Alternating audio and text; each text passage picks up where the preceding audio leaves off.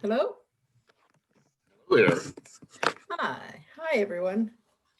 Greetings, John. Good day to you. I'm at least fantastic. Thanks for asking. So am I. It's rainy outside, but at least we're getting some rain, so we should be thankful. Oh yes, the earth knows exactly what she needs. That's right. So whether it rains or snows or whatever, it's a good thing. Agreed. Oh, we have other people incoming. Give me just a second here to let them in. Yeah. No, that's okay. Because if you wear your phone, yeah, we can get out if you want. Yeah. Good morning. Hi, Aubrey. Hi, Richard. Hello. Greetings to you. Yes. Yes. 2 meetings. We're attending 2 meetings at the same time. But anyway, we talked to Yang. We said, Yang, you take a break, even though he hasn't started. And then we'll say a few words and we'll have to leave. Okay. Okay. Well, thank you so much. In that case, big plan. We have big plan rolling out. Well, it's good for everyone. Well, give me 30 seconds just to say and welcome everyone here. This is our sixth anniversary or sixth session of this collaborative focusing on Sustainable Development Goals 1, 2, and 3. That's zero poverty, zero hunger, and good health and well-being. I'm so glad to have with us Aubrey Zong and Richard Nelson, who've been working simultaneously on their own project, which is at the heart of this. So Aubrey, please take the floor, yourself and Richard, and tell us what you can before you have to leave. Thank you. Yes, so Richard, you go ahead or I say? Yeah, please do, Aubrey. It's fine. I'll just well, basically, we are working on a concrete plan. A plan, actually was not, initiated by us, but by Oh, there's some other. Wait. Let me mute everyone. Yeah, let me mute everyone. Just a second. Yeah, let's mute everyone. Yes. Just hello before you get muted. So I have to be muted anyway. Yeah. Okay. I can't see who's not muted. Must be. Mufado is okay. Here we are. Okay, go ahead. You got the floor. Yeah. Okay. Basically, this was not started by us. We discussed, behind the view, right? We didn't make it public, But then people in China, I have got 2 groups in China. They want to join in to be a franchise or our business right away, bringing this technology to China. And as I shared before, this technology has already been there, but it's not authorized, right, through Richard. So, but anyway, so I just quickly, then I think, why only China? Why not Canada? Why not United States? Why not the whole world? So for that reason, I share with Richard, and he quickly he said yes. Why why wait, right? We can do this simultaneously, on the global scale. So I'll let Richard share the rest. Okay, I'll stop here. Okay, right. Yeah. Well, obviously, we are looking for this response, and I've made solar as an open source technology now for 20 years, and the technology has been in the mix, of available innovations. Since the 80s, when I really first started doing the R&D here in Canada. So, we've met with myself. I've met with I don't know, dozens upon dozens of universities. I've been in 7 countries. We've built projects. However, the spirit of adoption of the technology, has been constrained. Why? People can ask, why the constraint? I really put that to a certain, resistance to innovation. We all see it. We're all aware of it. especially innovation that's disruptive and that's coming out of, as they say, left field, right? It's not anticipated, it's not expected, and you can call it, well, what is innovation in any case? Is it grace? Is it a gift? Is it, you know, how do we describe, you know, something that is going to make a very big impact and is very, very simple?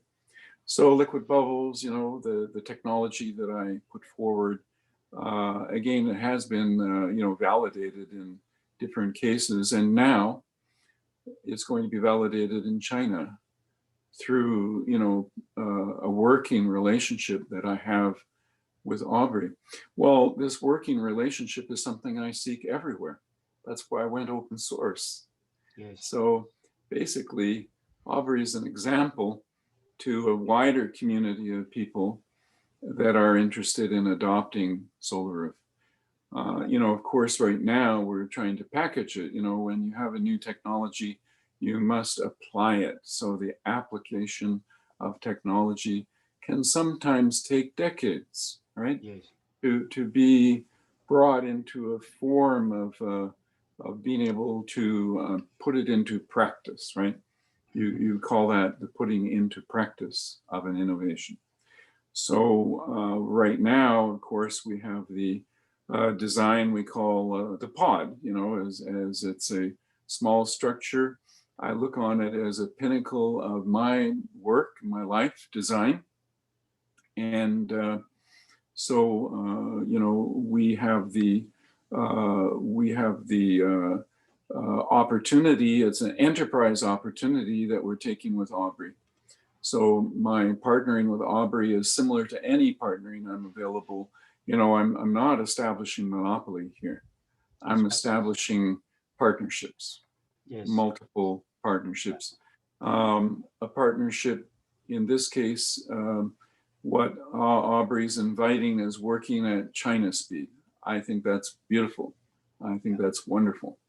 And of course, already at his own home, we move forward to build this relatively small structure, which, you know, has been coming together, let's say, over the past. So the first one is in China, in Canada.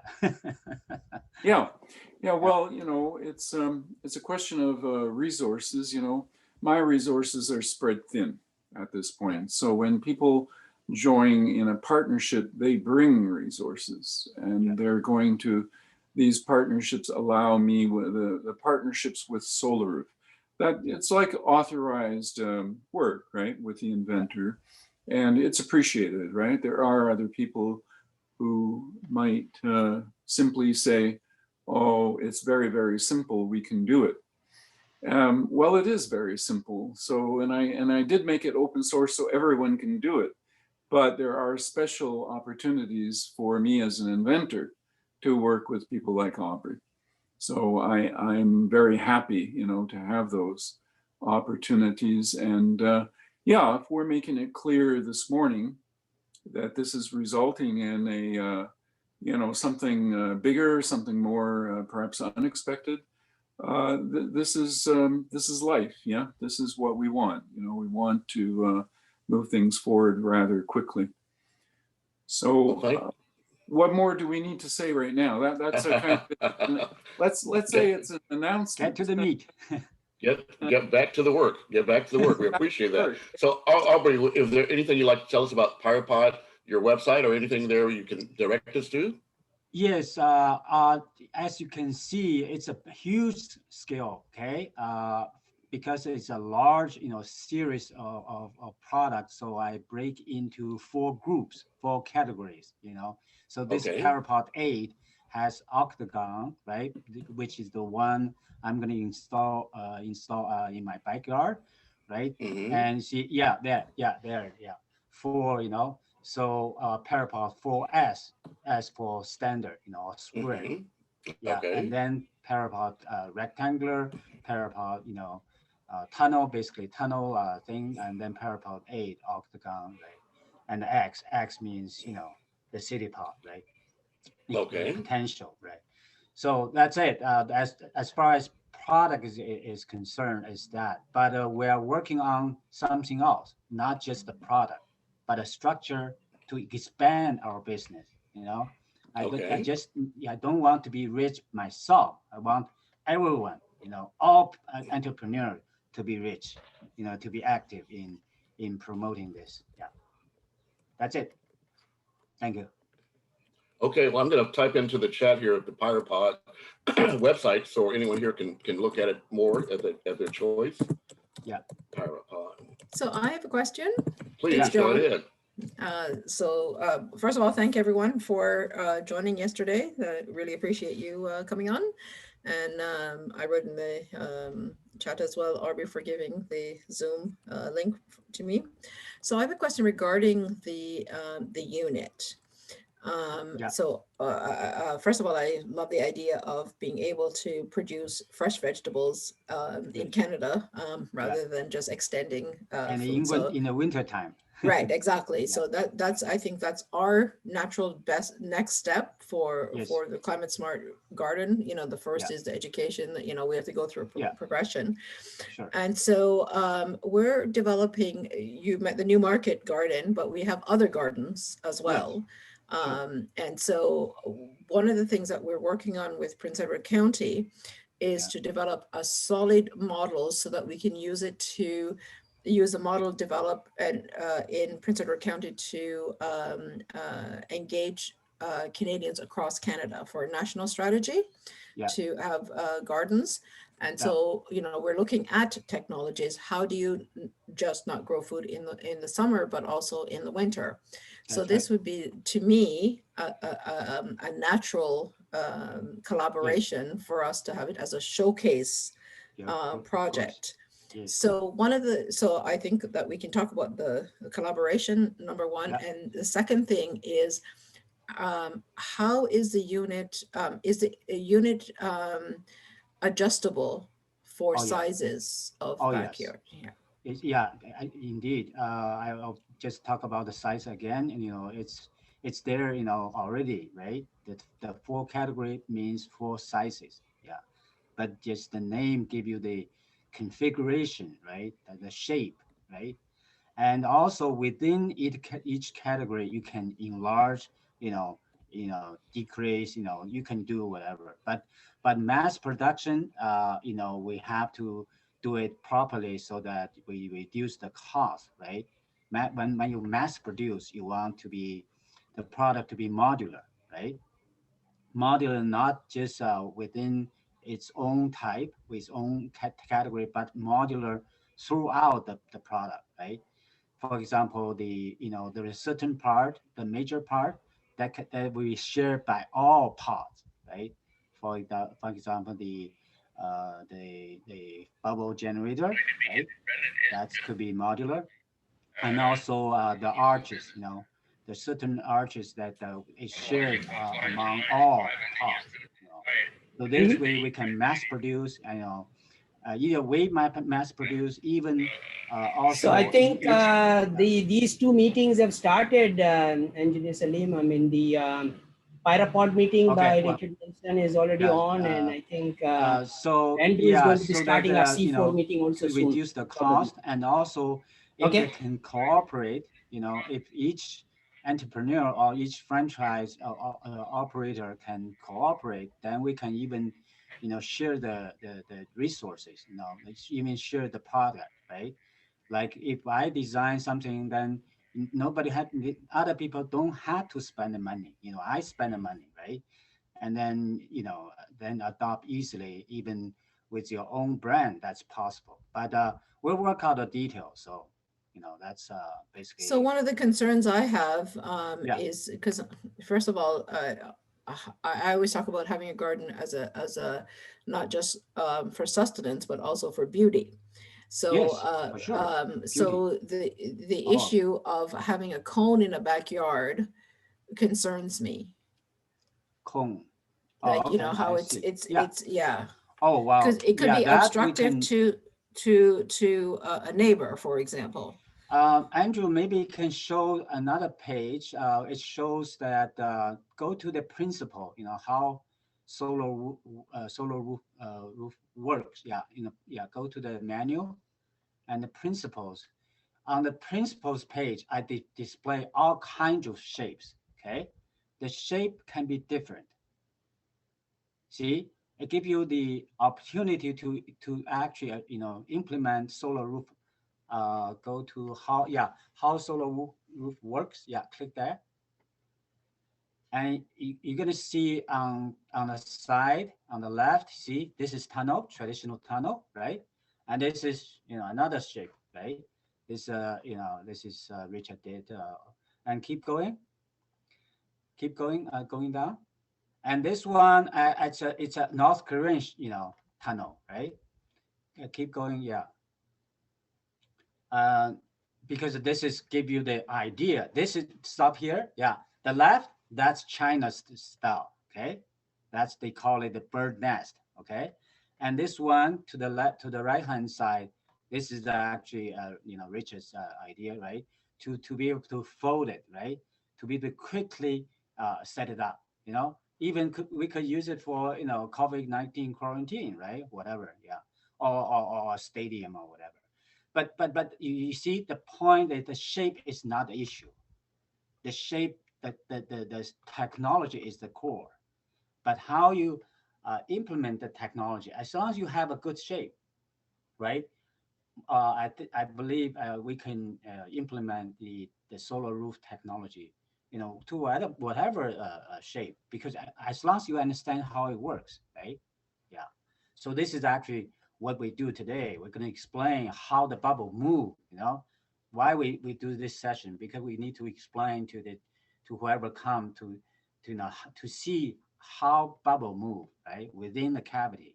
Once you understand the circulation of air and bubbles, and then you could create whatever shape, whatever shape you like, you pick, and that become your own DIY or your own brand even, I cannot do all of that, right? But for me, as an entrepreneur, I want to be able to grow fast, right? I want to produce, raise enough money to expand fast. So I have to do modular, okay? I have to do modular. For others, you choose. Does that answer your question? Good. Yeah. Okay, just to emphasize that, what Aubrey is saying is that DIY has been available under open source for 20 years, and several people have done it. That's right. And those who have done it have sought my support, which I have often provided the bubble equipment even, and so on, to facilitate people to have that experience. What we're now doing is creating a more accessible package, a solution that's prepackaged. Yeah. If people want to use that as a basis for learning and adopting and learning.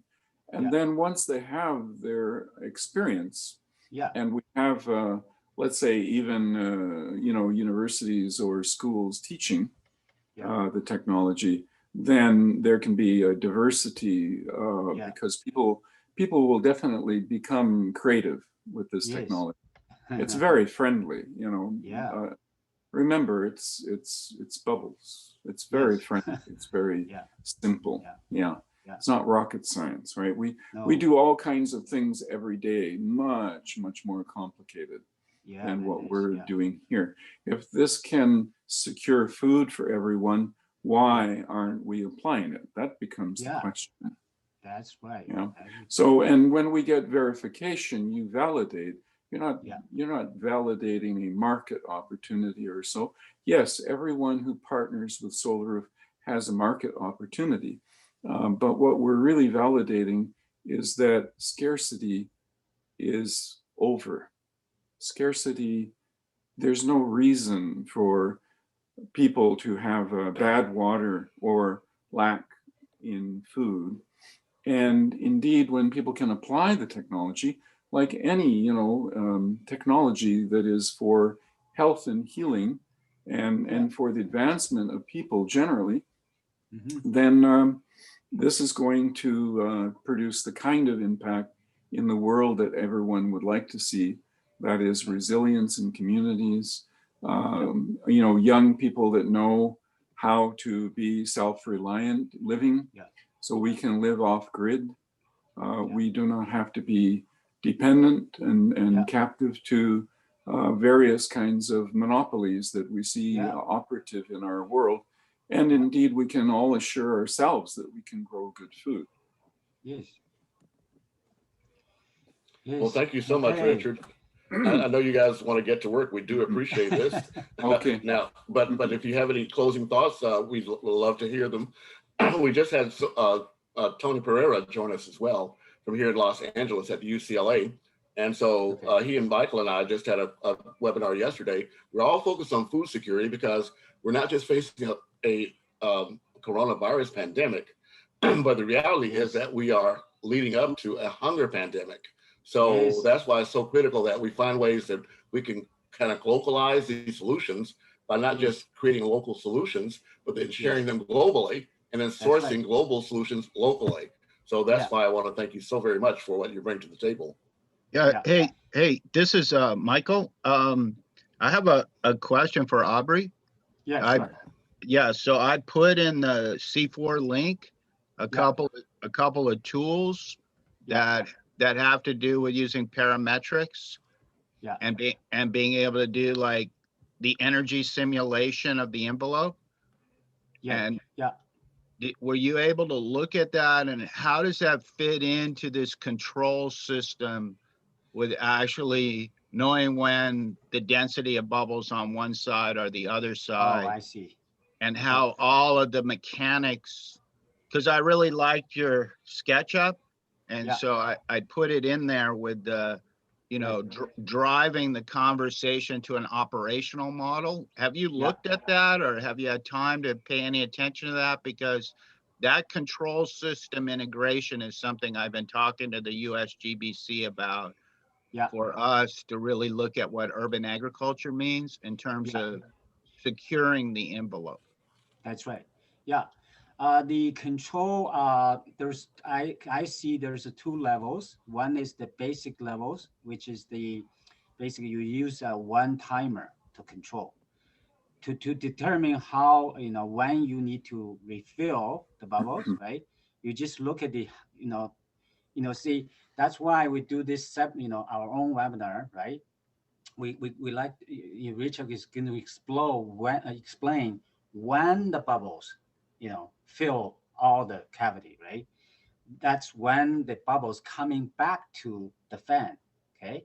So the bubbles coming back to the fan instead of the air, and you break the bubbles and then recreate new bubbles, and that's when that's the time, right? You fill the entire cavity, so that's a time you can actually to check on site for specific build.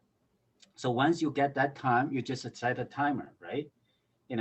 So for example, if it needs you measure is two minutes, right?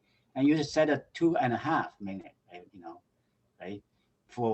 But then also you need to check when the bubble will dissipate, right? And then you need to refill. So there's another, that's the cycle, right? So one is a cycle, one is the time, period of time you need to run the fan, right? And so the dynamic side of things is very complex. Yes. But the technology is quite simple.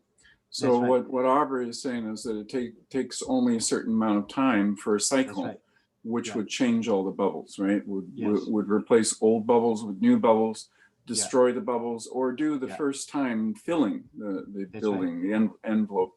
But then there's 3 patents that relate to the overall climate control process. And it is a closed ecological climate, closed controlled ecological environment. So there's 2 aspects to the bubbles, which are One is a process and insulation, and the other is environmental control, which has to do with temperature and radiance and radiant temperature and other factors, and how that can be quite dynamic. And then there is also the thin liquid film cooling. That's right. And that's integral with the bubble system. And that really has to be understood as well, and understood in relation to the dynamics of the plant leaf canopy.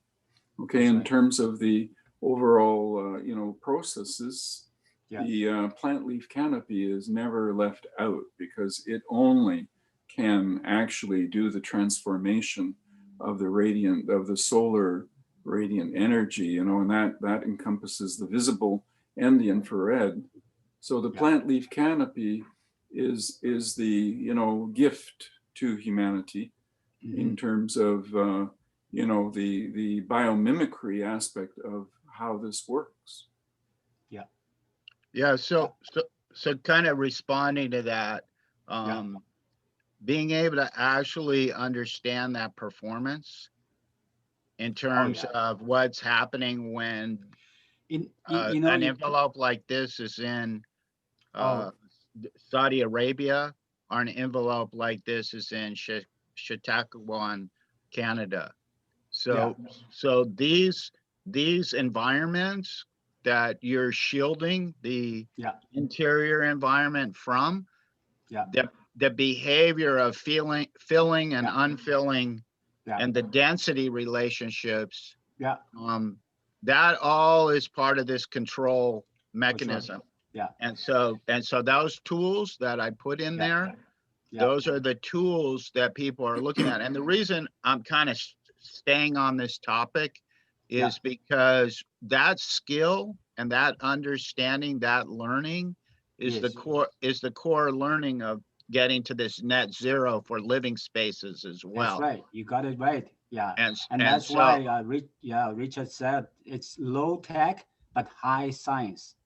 Right, exactly. And that term that Richard just used, the plant leaf canopy, is the same efforts that we're involved with right now with the tree canopy in Los Angeles through transpiration to actually lower temperature. And so there's some scientists and some people working at a larger scale, but as you just said, Aubrey, it's the same science. And so that's why I want to try to figure out, how do I put this into our efforts without delaying, without overburdening, but really looking at this effort, C4, as a learning space. And so that's why I was really, really impressed with your use of SketchUp and ideas of using files and documenting the files. Because that's directly corollary today.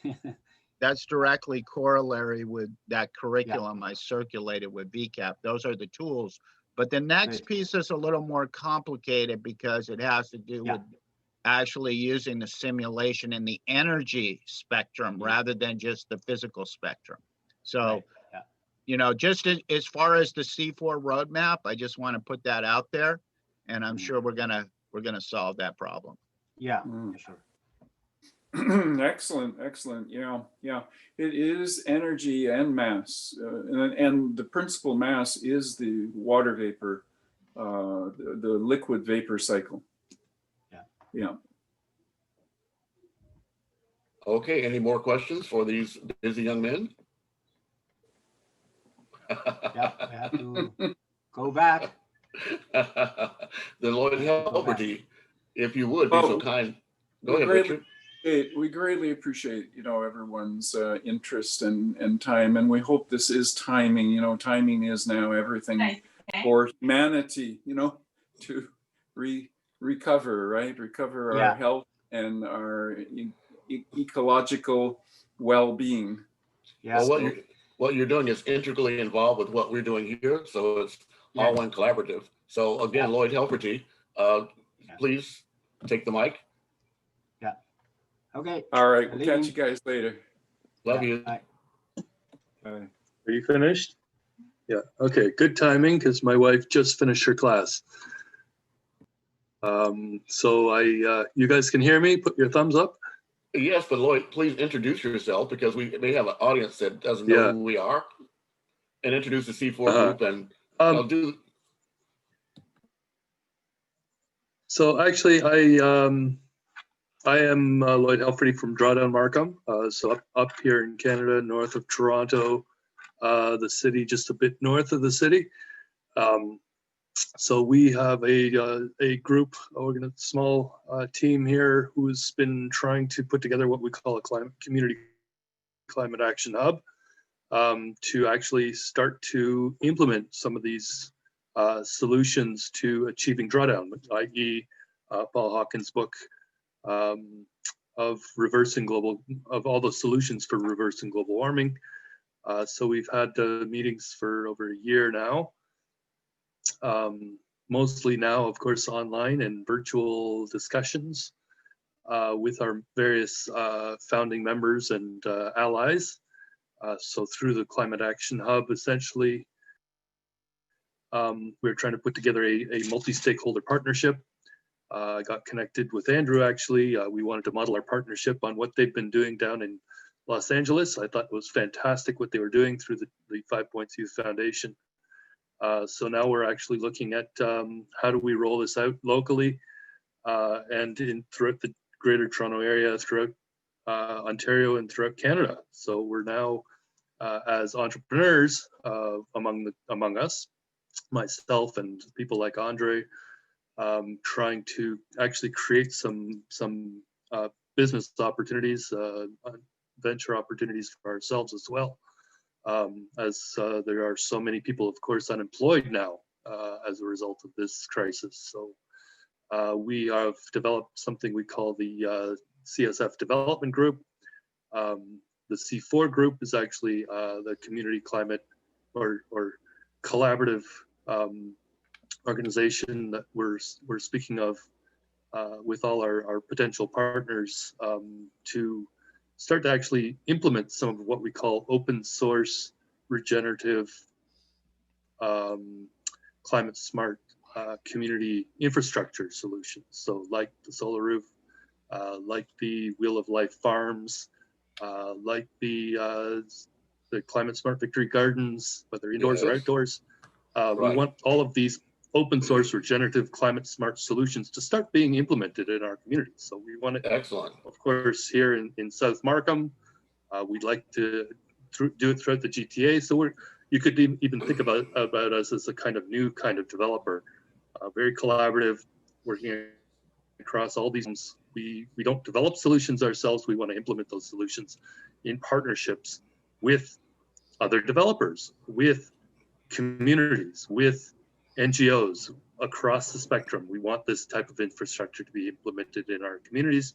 We need to figure out what are the best solutions that can actually achieve our goal of achieving drawdown. So that's what we want to do, is put together the team that makes that happen. Excellent. Well, thank you so very much, Lloyd. Mafadal, you did have Mariam Khan. We'd like her to make a presentation. She did make a previous one. However, at that time, there was an obstruction over her presentation. So I've agreed to allow Miriam, if you're available, to remake your presentation now for the next, say, 20 minutes or so. I really appreciate that. Miriam, if you could, or Mafadal, would you like to introduce Miriam? Because technically she's coming in as part of your SAM's Total Quality of Life project. So Mafadal, perhaps you could introduce Miriam, if you would be so kind. Sure thing. Mariam Khan represents SAM's TQL Global project of empowering 2 billion mothers, of the world, basically. And she is actively working towards implementing or building our Wheel of Life farm schools in university campuses of Pakistan. And she's going to be providing the update, of her progress, last week as to what has happened. So I will ask her to, make the presentation. And, that model basically can be applied, everywhere. So we are working on the model now physically, and that model should be applicable in time, in Uganda. We are planning to implement that model in also Nepal. Okay, so those are the two small countries where we will be implementing the Pakistan model. So Mariam, please go ahead. Thank you so much, sir. Good evening, everyone. Hello, Mariam. Can you share your Hello, screen? good evening. Yes, we see you. How are you? Thanks for joining us. I'm Assalamu fine. alaikum. How are you? Assalamu alaikum, sir.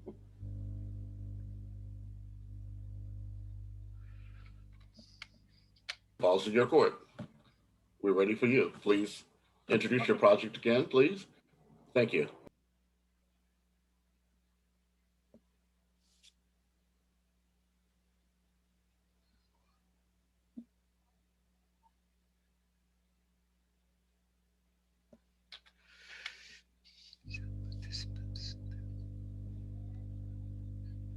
So let me share my screen now, please.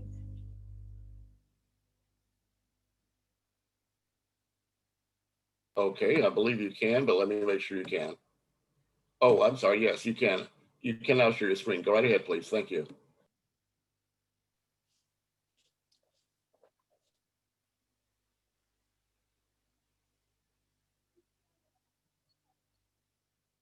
Can you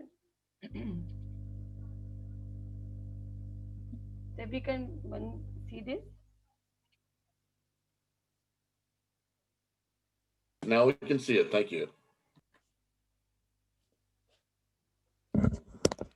Good morning. We can see it.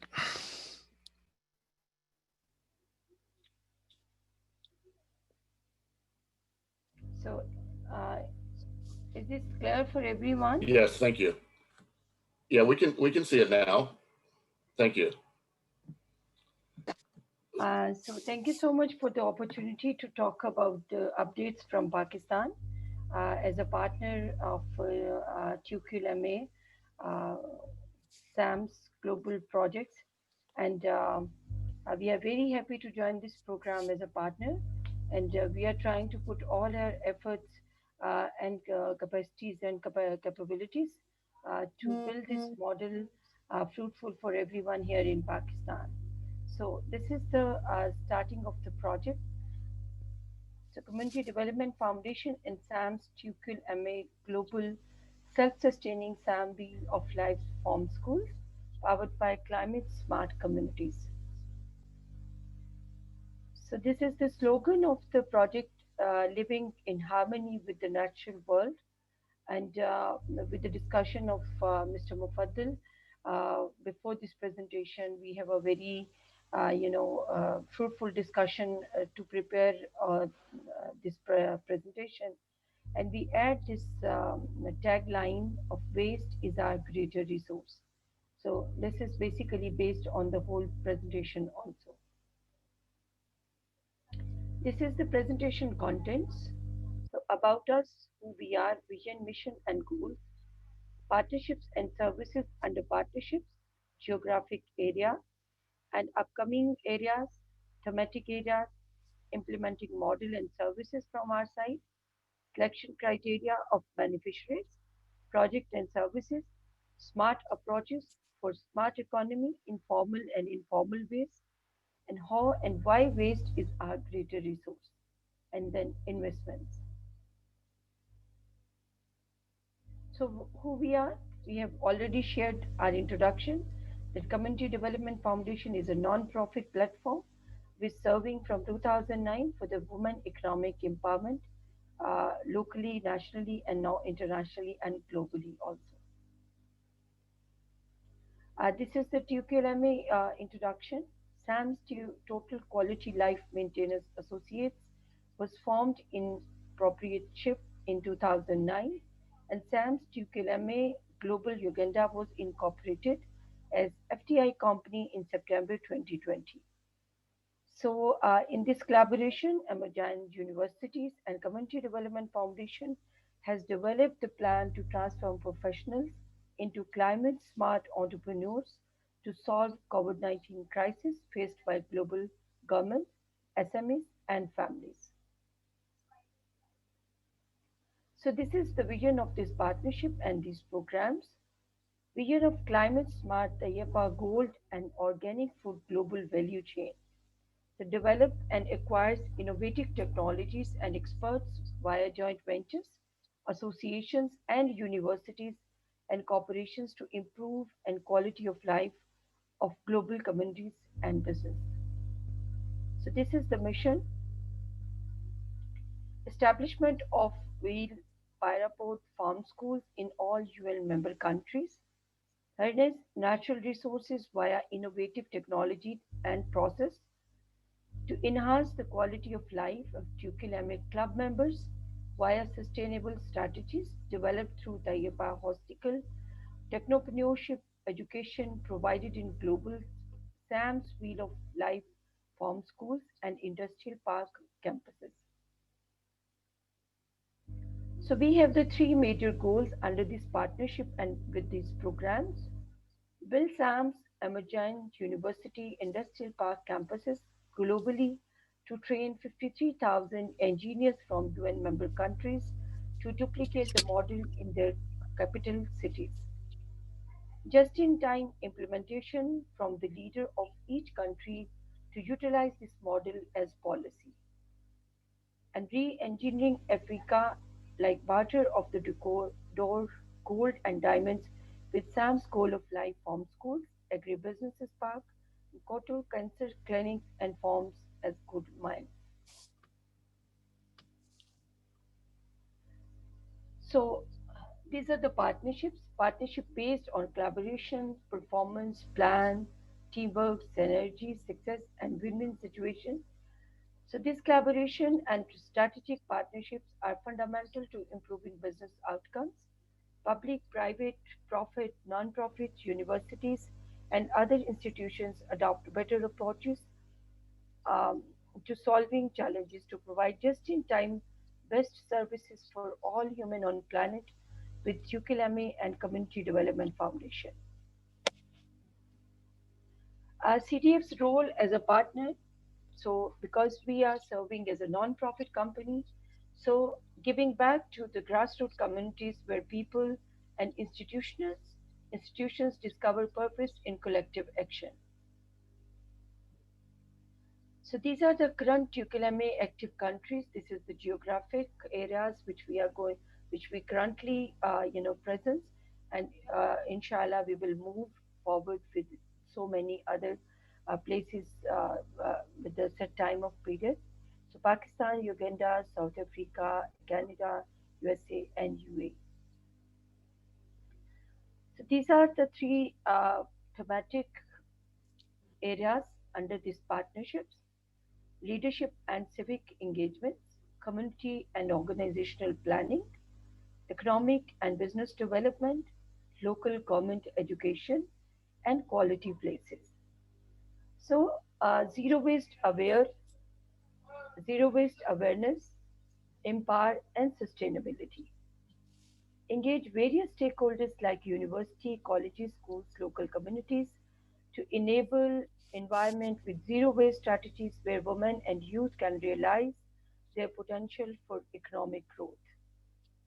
Sustainable livelihoods, we focus on building climate smart entrepreneurship departments in SAM's wall farm schools, programs in departments, the communities of transform them into entrepreneurs to combat COVID-19. Health and education, SAM's wall Pyrapod farm schools will serve immunity boosting climate smart meals to protect students and teachers from COVID-19, preparing and executing projects that ensure adoption of healthy lifestyles, especially for grassroots communities. So this is the SAM's Tukilame project implementation model. So we are starting from situational analysis through baseline surveys.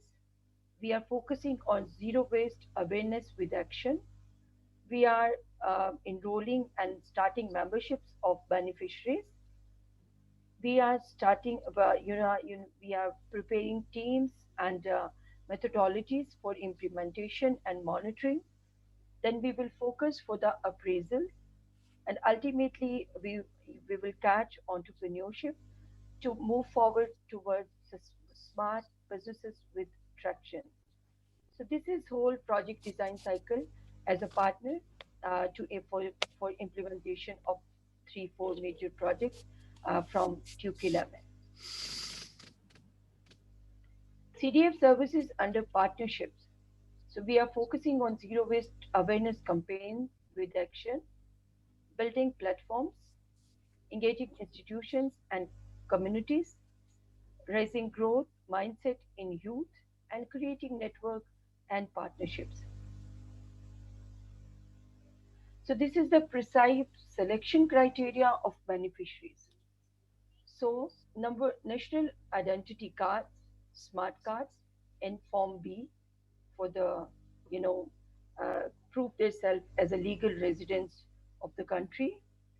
And second, we are starting the age from 0 to 5, 5 to 14, 14 to 25, 35 to 65, and then 70.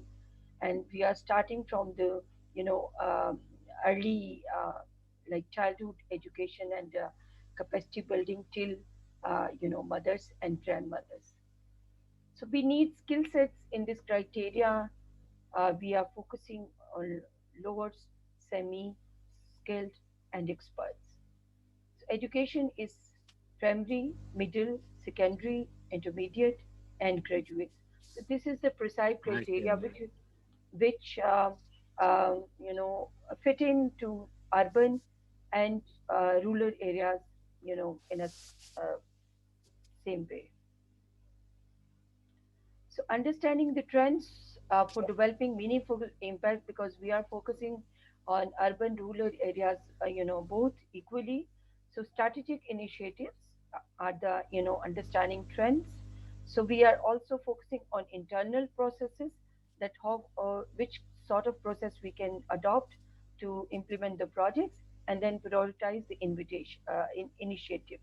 So this is the basically methodologies, trends which we will use to implement the previous model which I have already shared.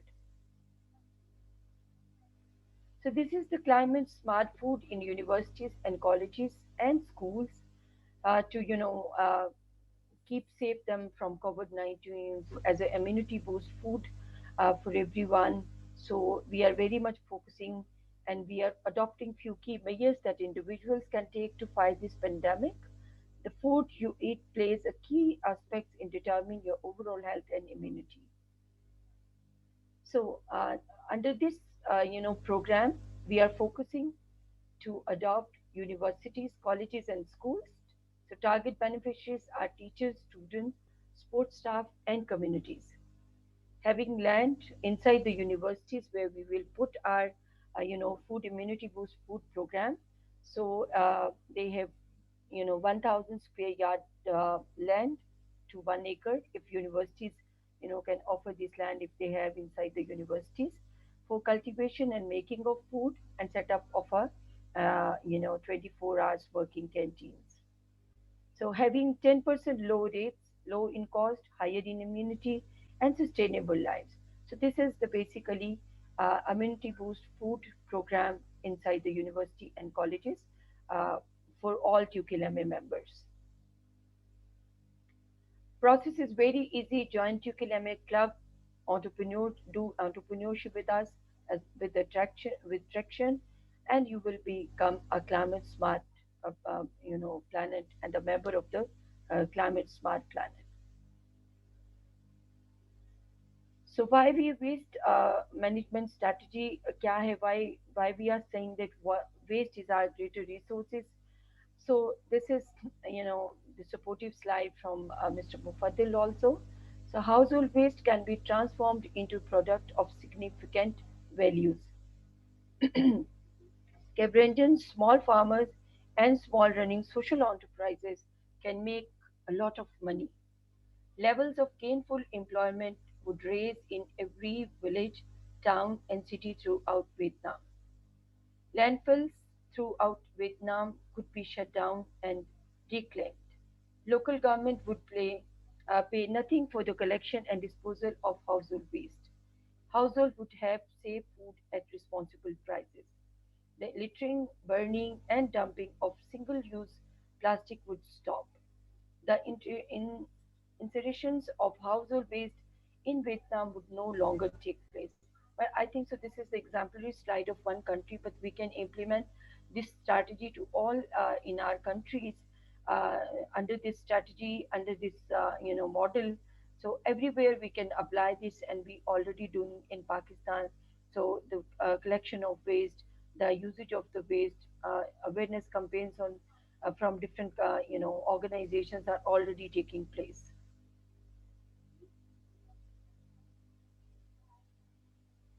So conclusion: when people let go a waste, go to waste for fall to transform it at the right levels, the environment inevitably gets polluted and beauty of the natural world is destroyed. The people often go to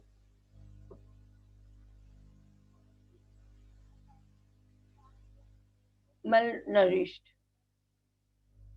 So this is the basically the like when we waste food, how many people on the world needs this food which we are wasting. So if we focus on the zero waste strategy, so we can save so many lives with this food by transforming this waste by production of so many other items, food items, and other facilities of life from this waste overall. And we do not have a food crisis, but Christopher's failures to grasp the basics of waste transformation. The natural world is prepared to give us all the food that we need, because but we have only one give back to her the transformed biomass that she needs. So giving and thinking must be the balance so as to create infinitely self-renewing food decades the loops. Marvelous things happen when humans do not waste and when they live in harmony with the natural world. And we can also save, CTF can also save in a two ways. So if Tukulame saved leaders, if Tukulame is going to save institutions, CDF similarly going to save mothers and grassroots communities by adopting this zero waste strategy in future, inshallah. Sam's wheel farm of life farm school in solar roof Koto communities. This is already you have go through this slide, so you can got the contact persons over there to get information to all these formulas of one PGC to become the member of Tukilame Club for mothers, for students, for farmers, for everyone. So we can adopt this formula and we can join the group to avail all kind of programs, facilities, and initiative and ventures from this club. CDFA Tukulame projects क्या है? Model Sam's Wheel of Life Parapod Farm Schools in Canada, Pakistan, and Uganda. These are the current projects. CDF Tukulame services climate smart food and education for all. So this is very, very clear and very loud, service from the Tukulame that climate smart food and education for all. Human capital development. This is the one side. You can see the image, so we can find this image on every documentation and on every presentation from the from the club. So, how we are going to human capital development through women empowerment, gender development, education and health, legal aid and legal empowerment, emergency response, disability, peace and harmony. So, if we go through one by one our services, so we are going to cover these all these aspects, and we are moving towards human capital development. Enrollment of 2 billion mothers, holding hands for education and economic growth, call for farmers for smart farms, holding hands for less work, more profit, and enrolling of lady graduates for Gamba engineers, holding hands for education and building smart communities. These are the three major initiatives for CDF in this partnership, and we are going to implement these projects with the mission and with the model of increasing smart economies. Empowering women is the smart economy. The smart economy approach emphasizes the equal access to resources and economic opportunities to women, enhance productivity and economic growth. So mission of this initiative for CDF and for the other partners as well, increasing mothers' confidence and ability by creating opportunities for economic empowerment. So we are focusing the model of formal and informal, individual and systematical change. So formal individual change to transfer women's access to opportunities and resources. And we have already, started this program here in Pakistan. We are having individual meetings, we are having group meetings, we are, visiting different institutions, we are visiting different practitioners for this program. So informal collective change to transform the culture norms and exclusively practices, and informal individual change to transfer women's and men's consciousness, attitude, and behavior to move towards economic empowerment. So this is the Tukulame smart approaches. So these are the smart approaches for everyone, which is join, these programs, either one initiative, either the whole program. We are focusing on inclusive market systems development. Like we are not focusing on the old market trends in the local areas or even in the rural areas or urban areas.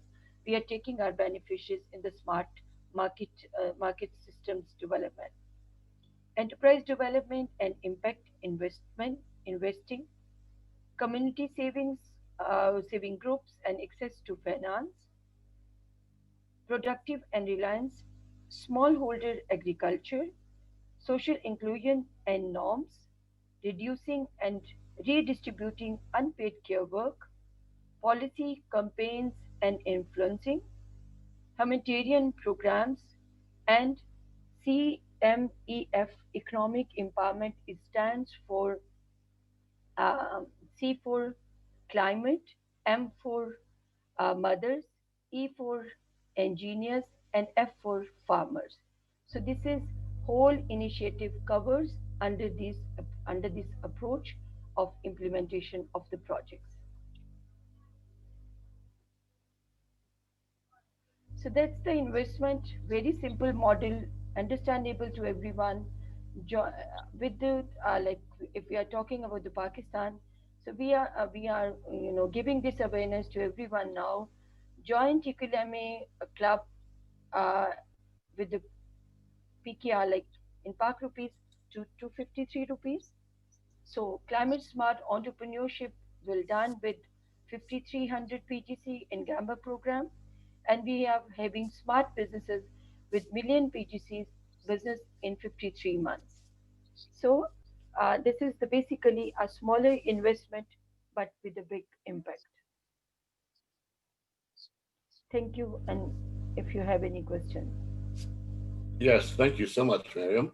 Yes, now's the time for questions, please.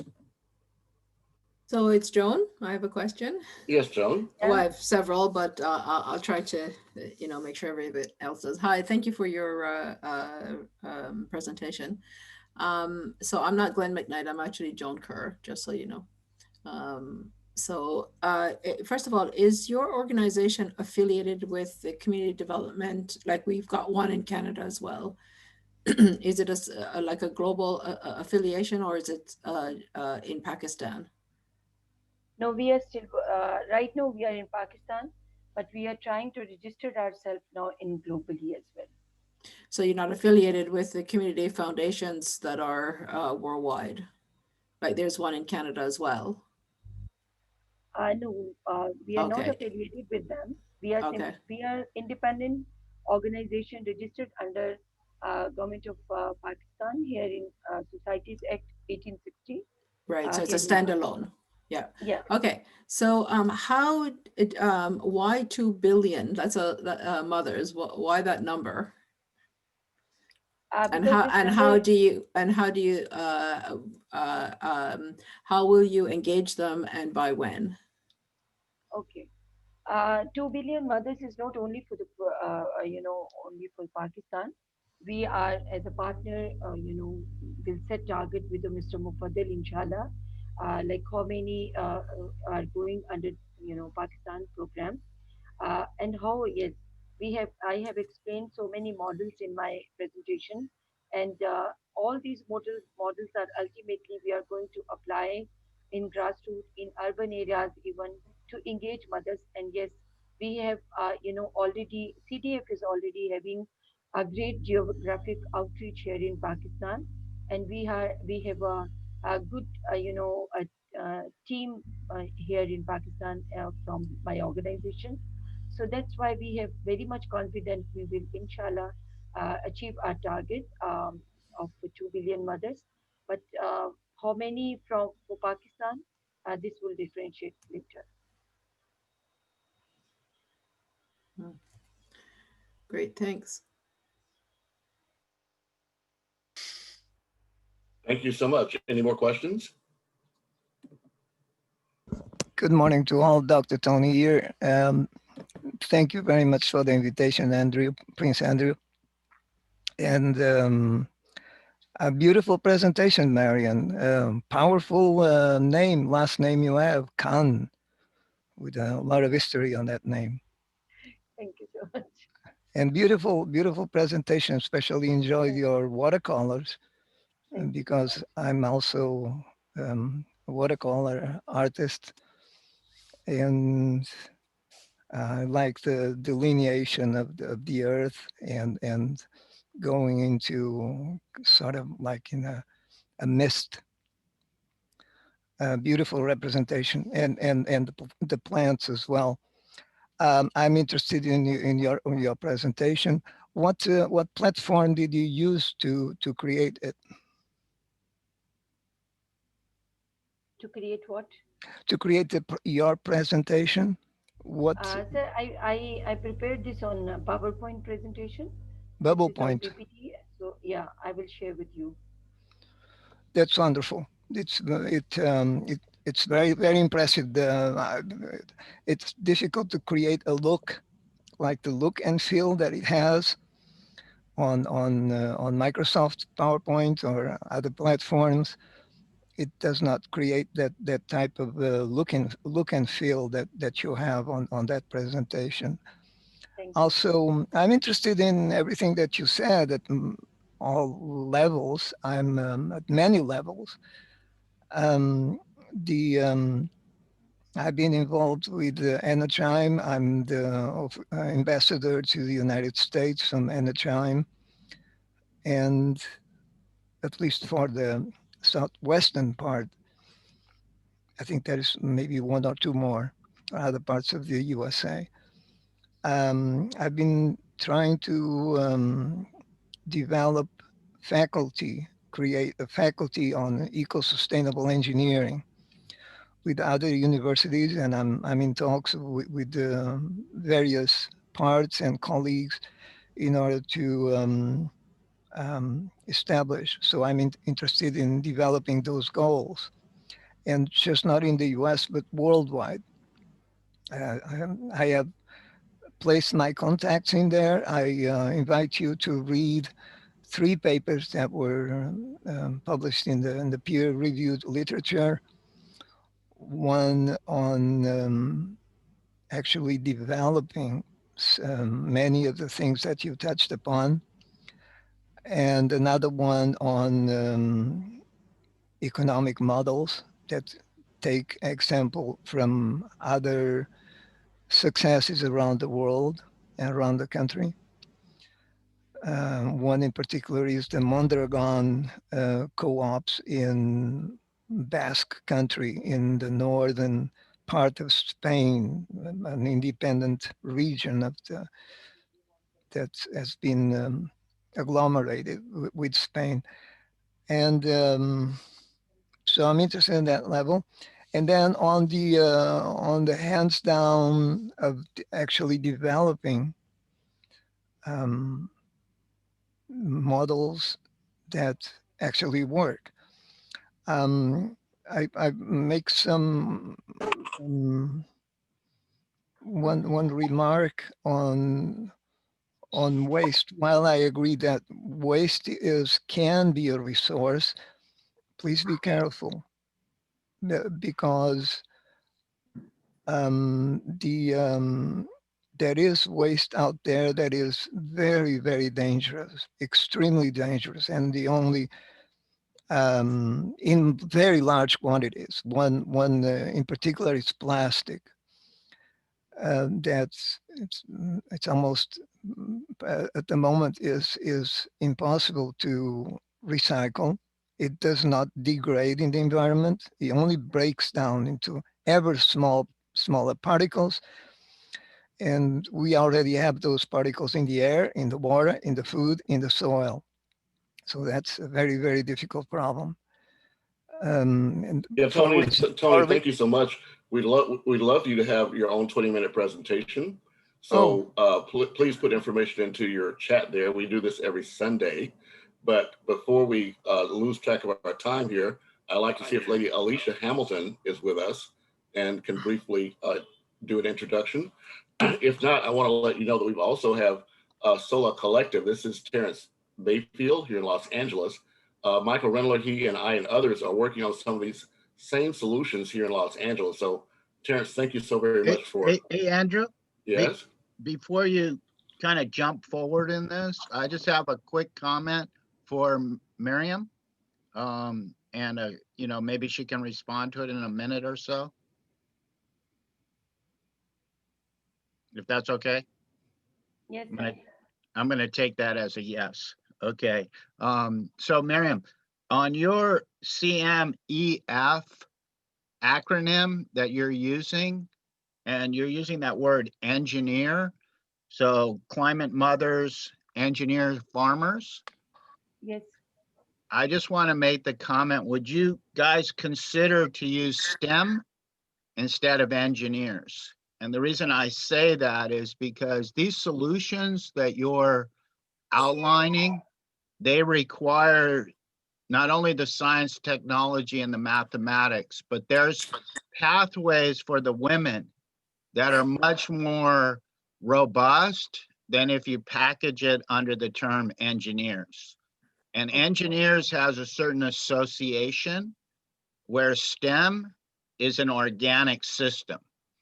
And so I'm not, you know, I'm just putting that out there because that's a term that a lot of people are using, that there's STEM career pathways, and the science of what you're trying to do, addressing the waste cycle, is a very robust cycle, a very robust science.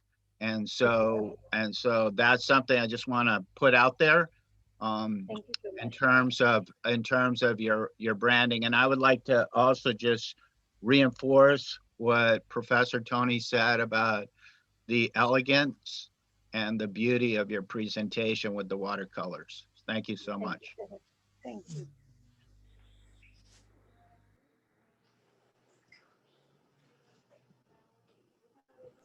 Well, thank you so much. Was there a reply to that you were looking for, Michael, or was that just a statement?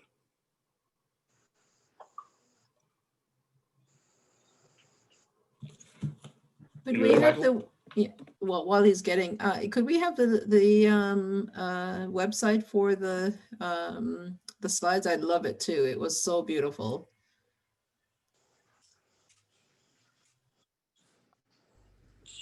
What you're saying, please. Was there a website for the downloading the slides? Yes, my website is under process of adding some new programs of Tukulame Club.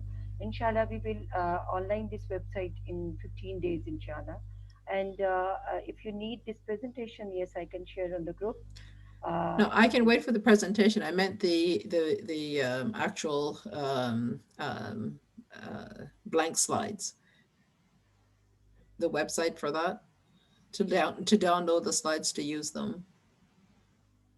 Okay, I will share this with Mr. Mufadil, and he can share on the group as well. And if you want this in PDF form, we can share this in PDF. And if you want this from my website, you can take this after 15 days. Yeah. Yeah. So if you need right now, Thank you. so we can share this on email. Yeah, no, I was asking, I'll wait for that and thank you, but I'm preparing my own slides, so I wanted to use the blank ones to put my information on. Okay, okay. Yeah, Okay. sorry. Okay, I will share this.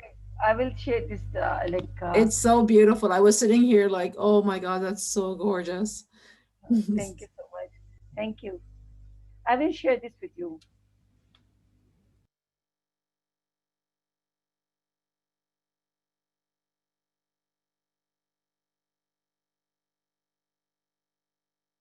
Well, it seems like we're good.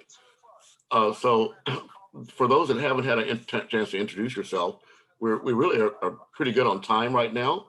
So again, Michael, perhaps you could introduce Terrence, and Terrence can give us an introduction of himself, and then we'll move on to our next presentation.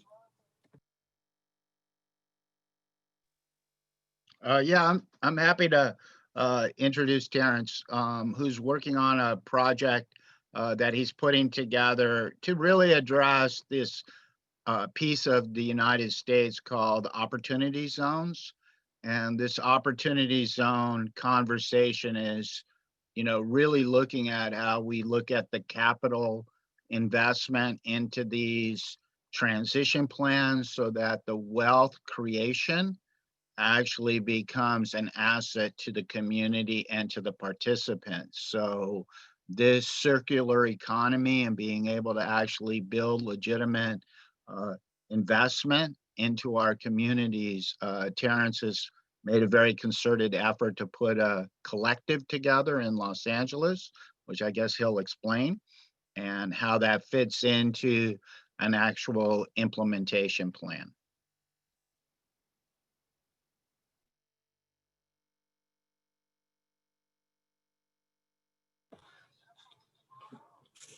Terrence Mayfield, can you unmute yourself? Solar Yes, Collective. sir. Good morning. Good morning. How's everyone? Let me see if I can fix this. Thank you so much for having me.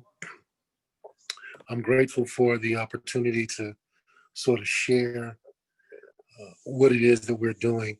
Our objective really is to create an environment where people are able to have shared prosperity. And so when we looked at the opportunity zones and what they were initially created to do, and which is a displacement model, what most poor people think is a displacement model, but it really is about graduating to the next step in sharing wealth.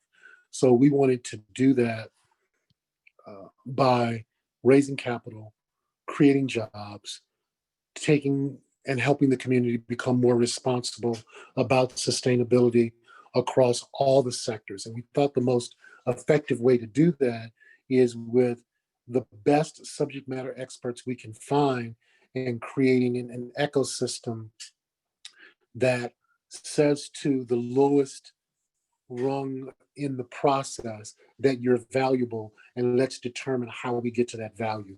And that comes through a series of processes, everything from closing the technology gap to helping people understand what their core intelligence is and how that translates to revenue, and how do we take that revenue and mainstream it into the community.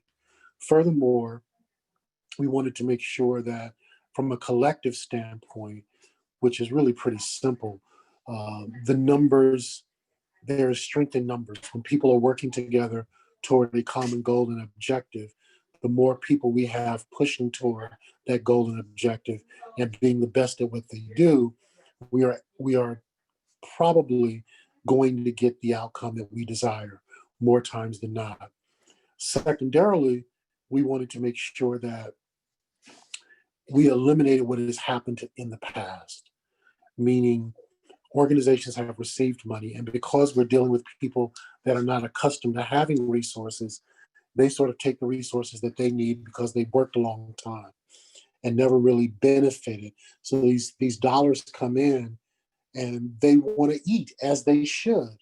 So we built our model with the idea of what's in it for each person at every step of the way.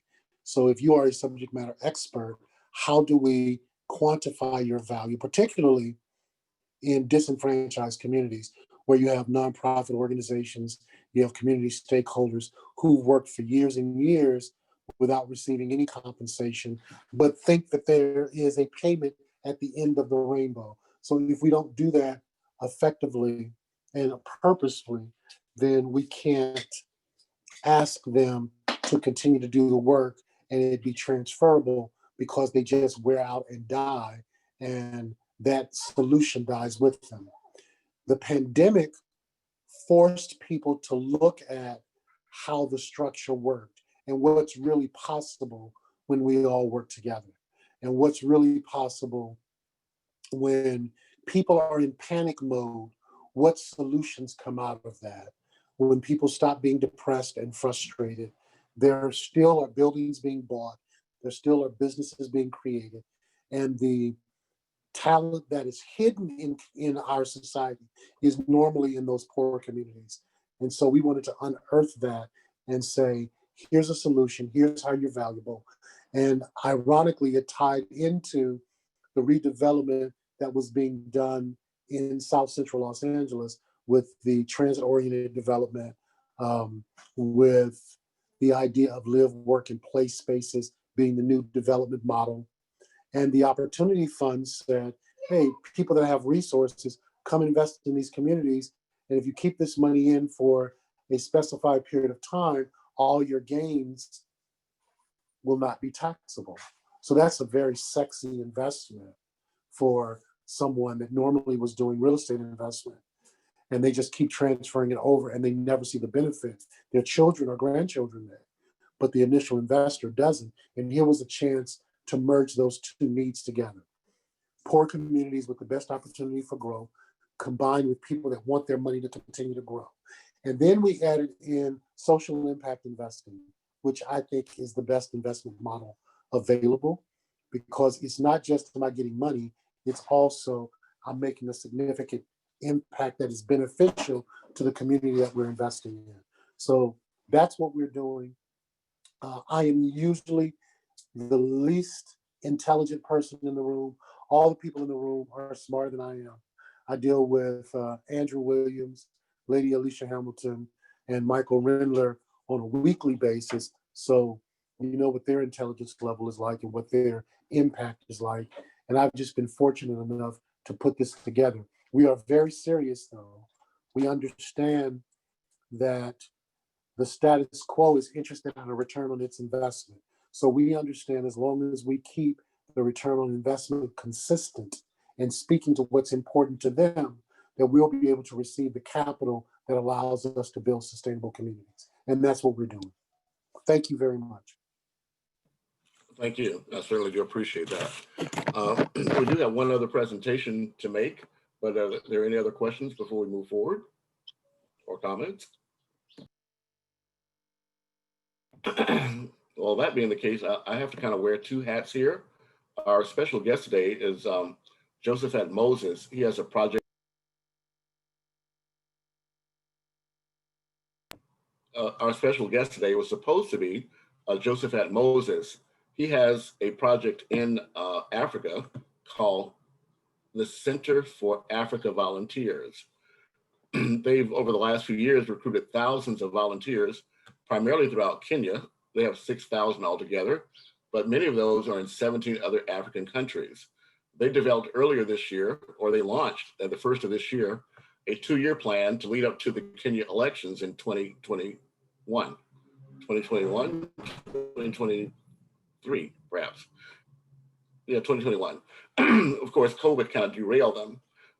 So the focus now is on building up their agribusiness, their agricultural business, not just in Kenya, but around the world, particularly for small farmers. I thought that would be very relevant to all of us here.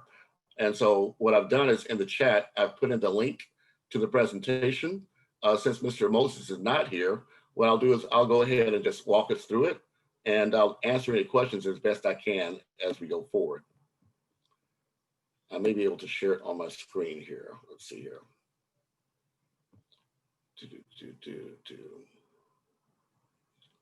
Just one moment. Open.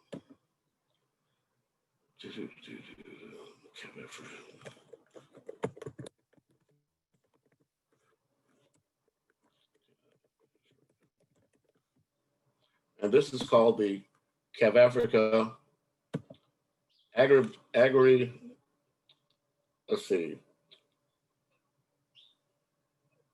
Global Citizenship and Economic Development, Agribusiness and Commodity Exchange Forum. And I'm still having difficulties in finding the file. Just one second here. Here it is. So this webinar will be hosted by the Center for African Volunteers, CAV-Africa, and partners. I may be able to bring it on my screen as well for you. Just a moment here. Yes, I can.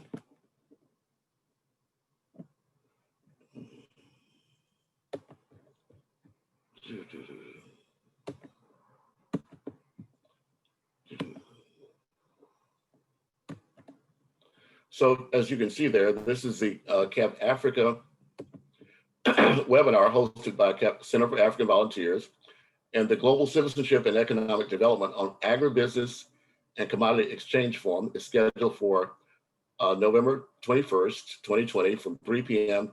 to 7 p.m.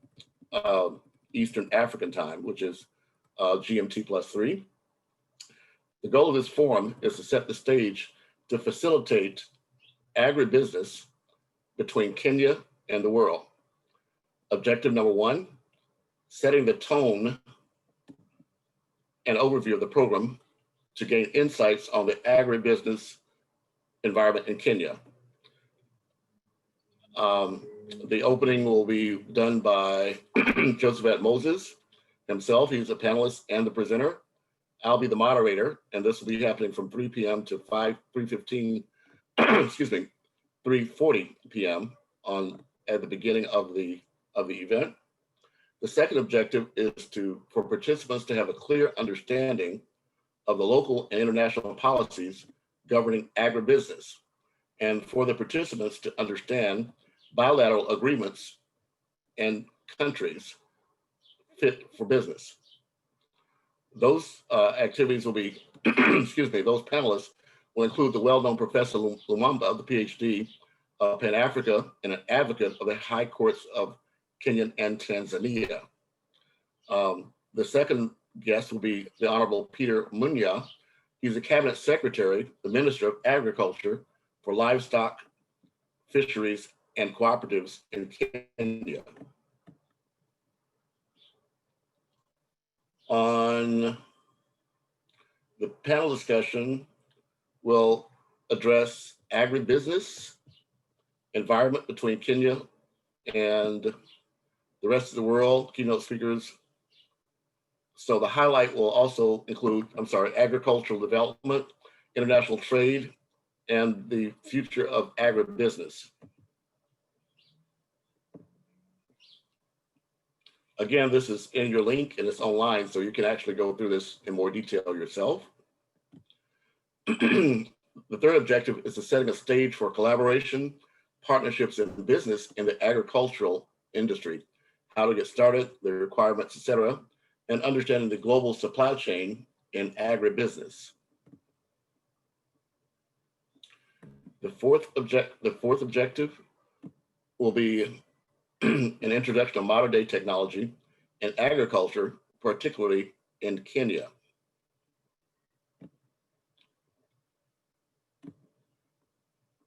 The support groups include many of the people that you are in our existing network, including the Revelation Network, TRN.TV, and of course, the Ed Fu Foundation.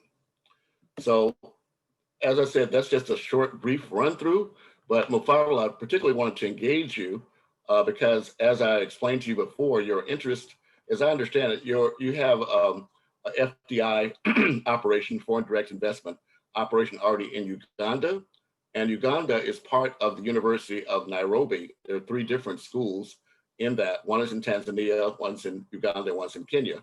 So Mufaro, what I'm hoping we can do is find a way to engage your activities locally with this ongoing activities globally. So Mufaro, could you speak a little bit more about your work in Africa and particularly in Uganda?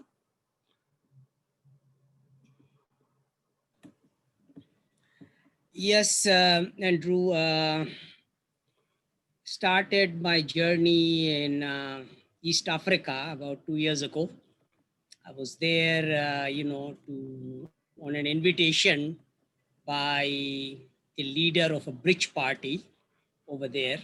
And they wanted me to build these, Wheel of Life farm schools. And one of my actually student introduced me to this concept. And, I was invited to be there to, make these, climate smart farm schools to provide education and food, which is badly needed by everyone in Africa.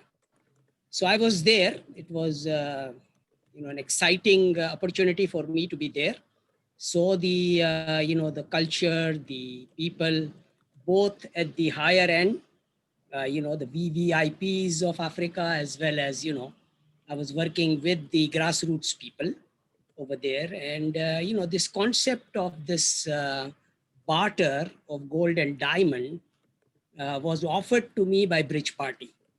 They said that we don't have the money, but we love your technology and we love everything you are doing. And, I convinced them that we have the right technology to provide food and education and economic vibrancy to all the families of Africa.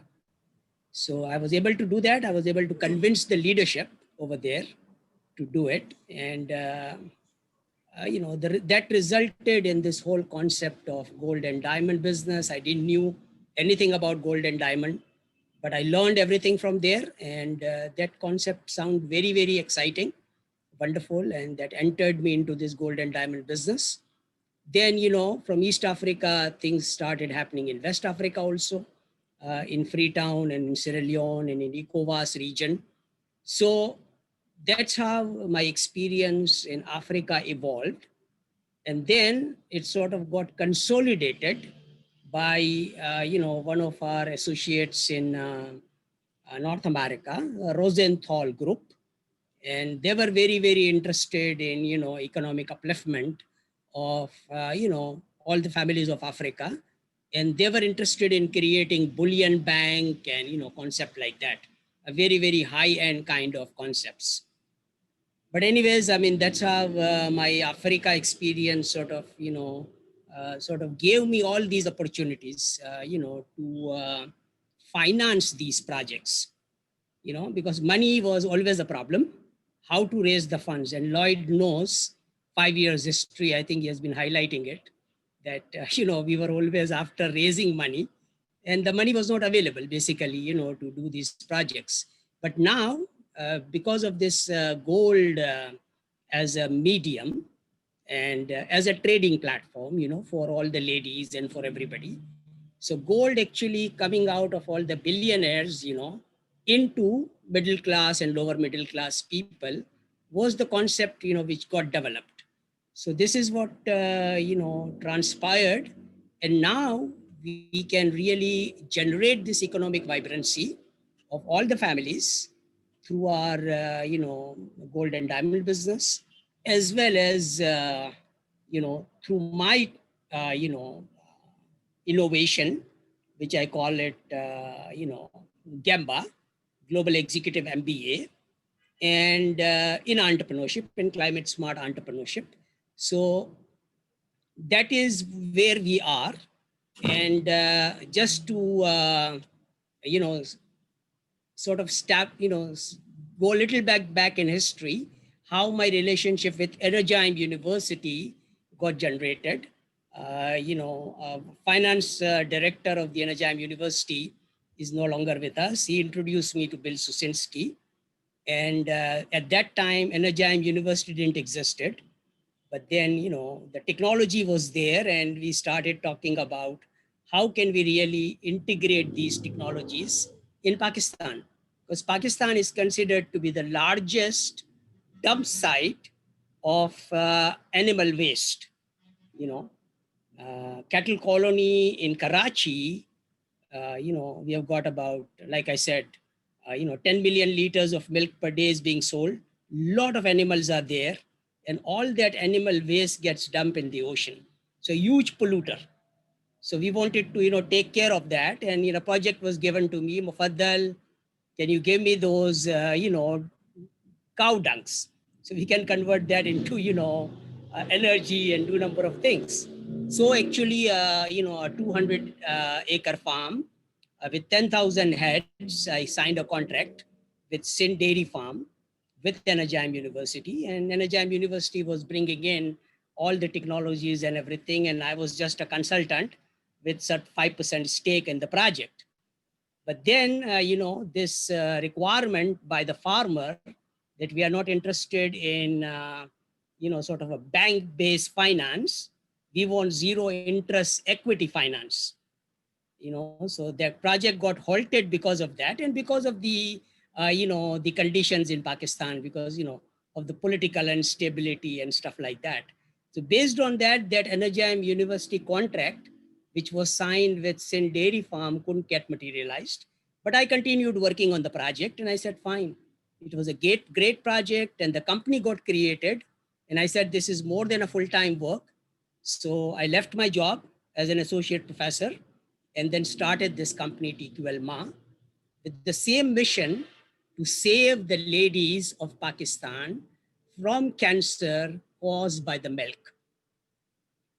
So today, I think after a lot of hard work, you know, we are now in a position to really execute these projects through our technologies and through the need of time.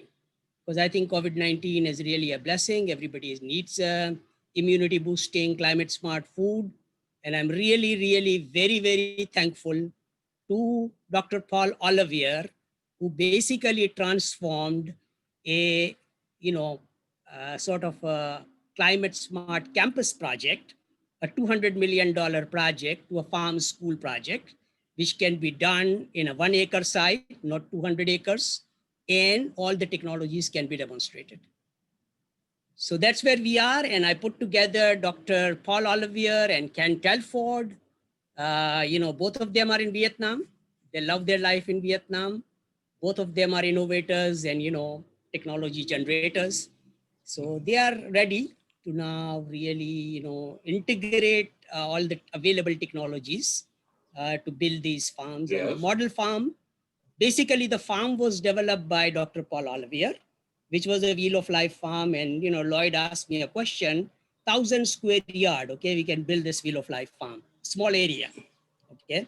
But then I transformed that into a farm school. I said, let's make it a school, okay, so that education is integrated with agriculture. So that's my little bit of a contribution. And today we are ready to, you know, build these Wheel of Life farm schools everywhere. Excellent. Well, thank you so much. On the screen, so now, William, I mean, I would love to definitely integrate East African resources. I love Nairobi, wonderful city. Okay, and I was there basically, and a lot of my community members are also there. So I would definitely love to integrate, you know, this university campus of Nairobi with all the other East African university, and we can start building this model Wheel of Life farm school in University of Nairobi also, and all the affiliated universities in Uganda. Well, thank you. And that brings us to the universities and the importance and role that education is going to have to bridge the gap between our youth and our current environment. Michael, I shared with you the new urban agenda. And Mufaro, just to let you know, everything we're talking about now, it has relevance to what's called the new urban agenda.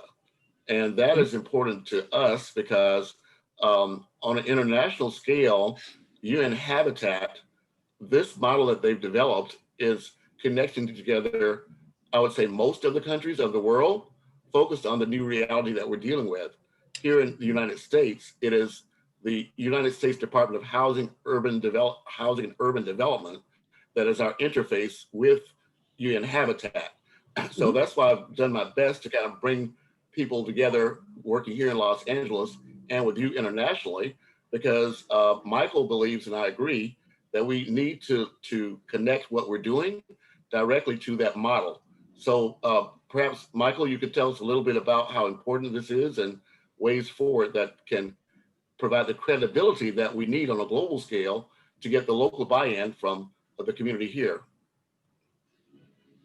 Yeah, sure. You know, I'll just talk very briefly about this, but the concept of being able to address this concept called public-private, academic, and community is this new way to work paradigm.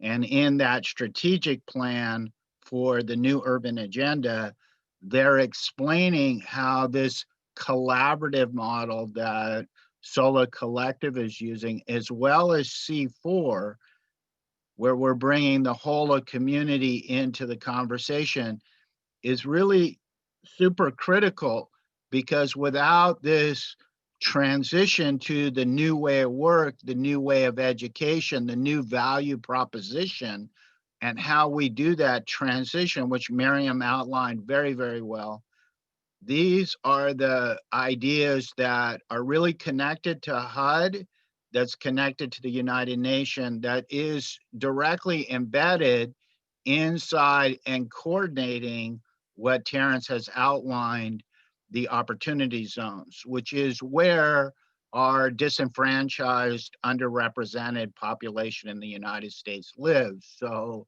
trying to move this from an idea or a proof of concept into an actual implementation plan is, I believe, what Andrew's trying to pull the thought leaders together and have some genuine documentation that the network then can expand on. So using these iconographies and this language that the United Nations has put a lot of work into is now being manifest in something called the C40, and Los Angeles and Toronto are both signatory cities into the C40, which is this decarbonization conversation. And the carbonization conversation is the science that really gets to what Dr. Mafadal's pointing out when he's talking about the waste cycle. So these are molecular, and this is also what Dr. Tony is referencing, the toxicity in the waste stream, and trying to make sure that we understand this complexity and we build a society that the accessibility that Terrence is referencing is in place, which requires us to really address that public-private, academic, our educational institutions, as well as our grassroots community partners. So this is a complex project, and in Los Angeles, we have close to about $200 billion being spent in this, what we're calling a Green New Deal, and we don't necessarily have a educational pipeline in place to actually implement this type of thinking, the sustainability plan that the city of Los Angeles is writing about. So we feel that because of our population and the diversity in our population, we're in a very good position to have legitimate conversation around this. And I've been discussing this with Dr. Tony about what does this really look like to baseline and transition these extremely toxic environments that are in place. Well, actually, Dr. Tony, if you could be so kind as to unmute yourself. This is really where I like, your input. At a later date, hopefully you can make a presentation about your own activities. But this group that's been meeting right now, this is our 6th meeting, weekly meeting. And as you may know, Michael and I and Terrence Mayfield have also been meeting on Saturdays, right? So today is the first time I've had a chance to kind of bring these two groups together. But it is, in fact, Tony, your involvement and activity with Kenneth Wyrick and myself with the Los Angeles County's sustainability plan or outreach a couple of months, what's been over a year now, right? That hopes that, Tony, we can involve your insight. UCLA is critical to this. UCLA, as I understand it, is critically important at the urban planning standpoint, but it is also critically important because if we're able to get the domino of UCLA to drop and buy into this concept of connecting these moving dots globally, then I think, Tony, we can have a major impact locally that you've been trying to accomplish, and you have my full support in your efforts. Thank you, Andrew. It's not just UCLA. I've been trying to involve USC. I participated in the organization in one of their first Earth Days at the World Center, and also here near my home, Dominguez, and also Long Beach, Cal State Long Beach. So all of those campuses could do something. I have specific contacts at Cal State Long Beach that I've been trying for quite some time now to get them involved in actually changing the curriculum. Marian, I had a question on the issue of trash and garbage being a resource. So if you'd like to comment, I would appreciate that.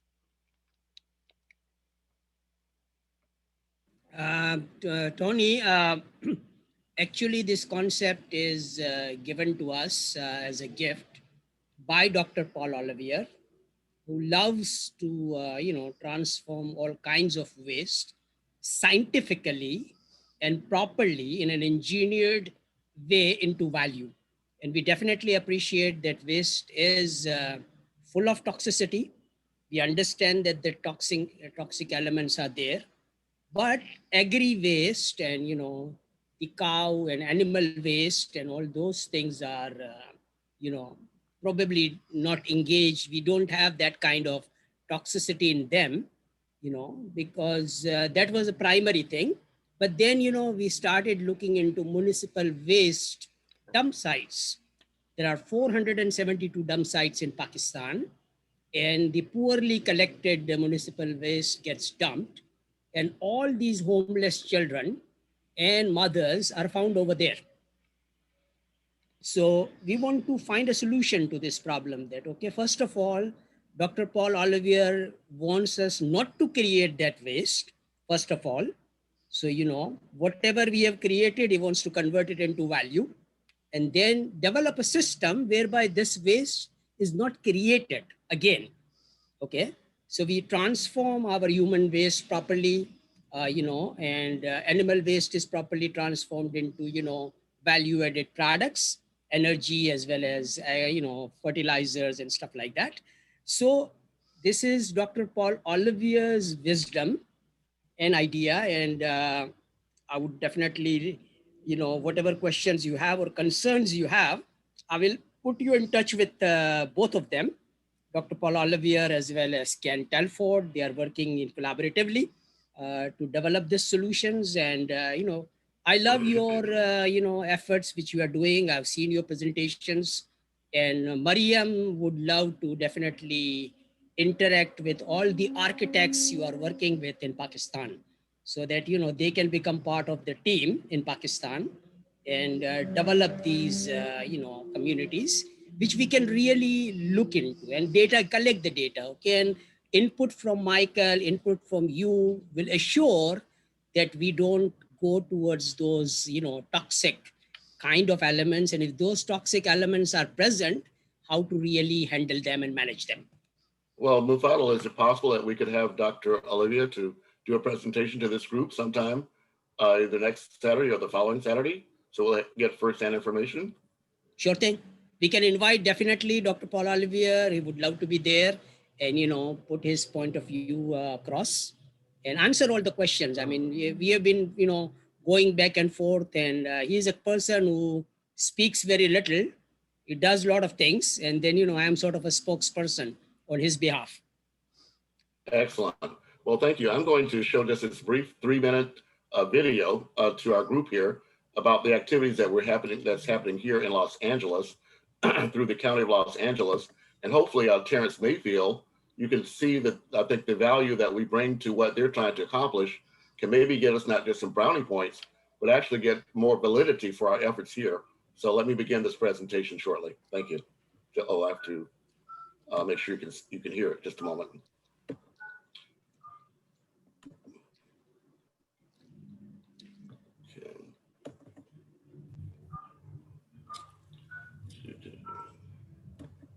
We're going to create the most ambitious, comprehensive regional sustainability plan ever, and it's going to be groundbreaking and lead the nation in how you address these issues.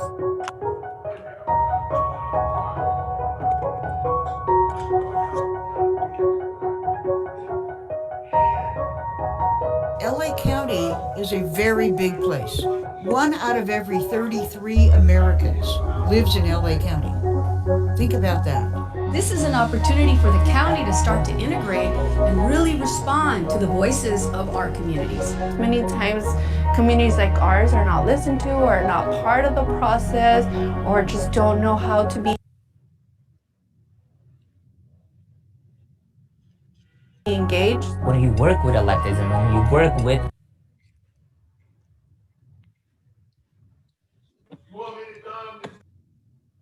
Well, technology is only great when it works.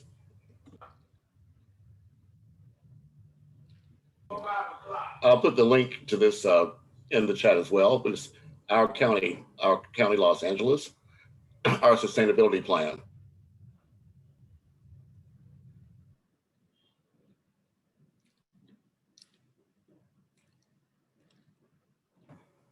So we've done quite a good job of getting in under 2 hours. Mafado, that's twice your 53 minutes. So we're doing quite well. If there's so Lloyd Helverty, I'll let you. Well, first, Lady Alicia Hamilton, you haven't said anything. Are you able to make any presentation or to speak to us, Lady Alicia?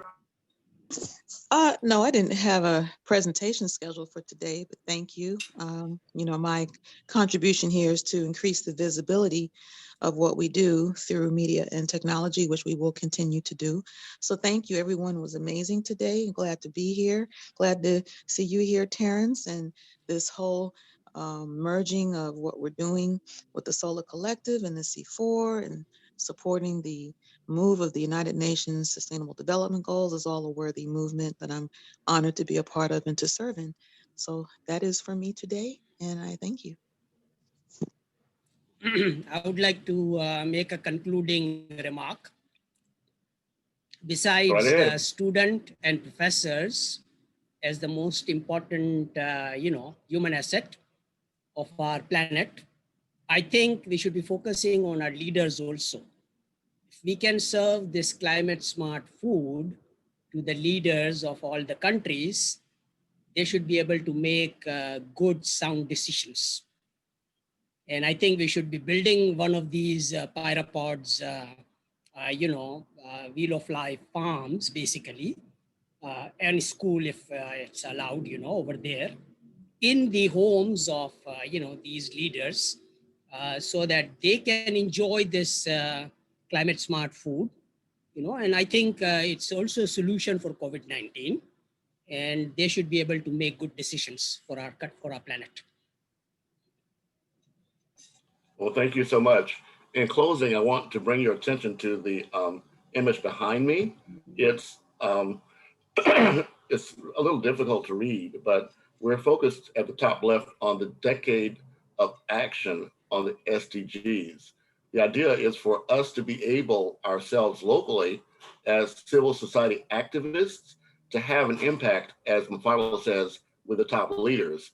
It was in 2000 when the United Nations Global Compact was formed by then General Secretary Kofi Annan for this very reason, to provide not just, in that particular time, it was specifically caused by the damages that multinational corporations were doing from westernized countries in places like Africa, like India, like Pakistan, right?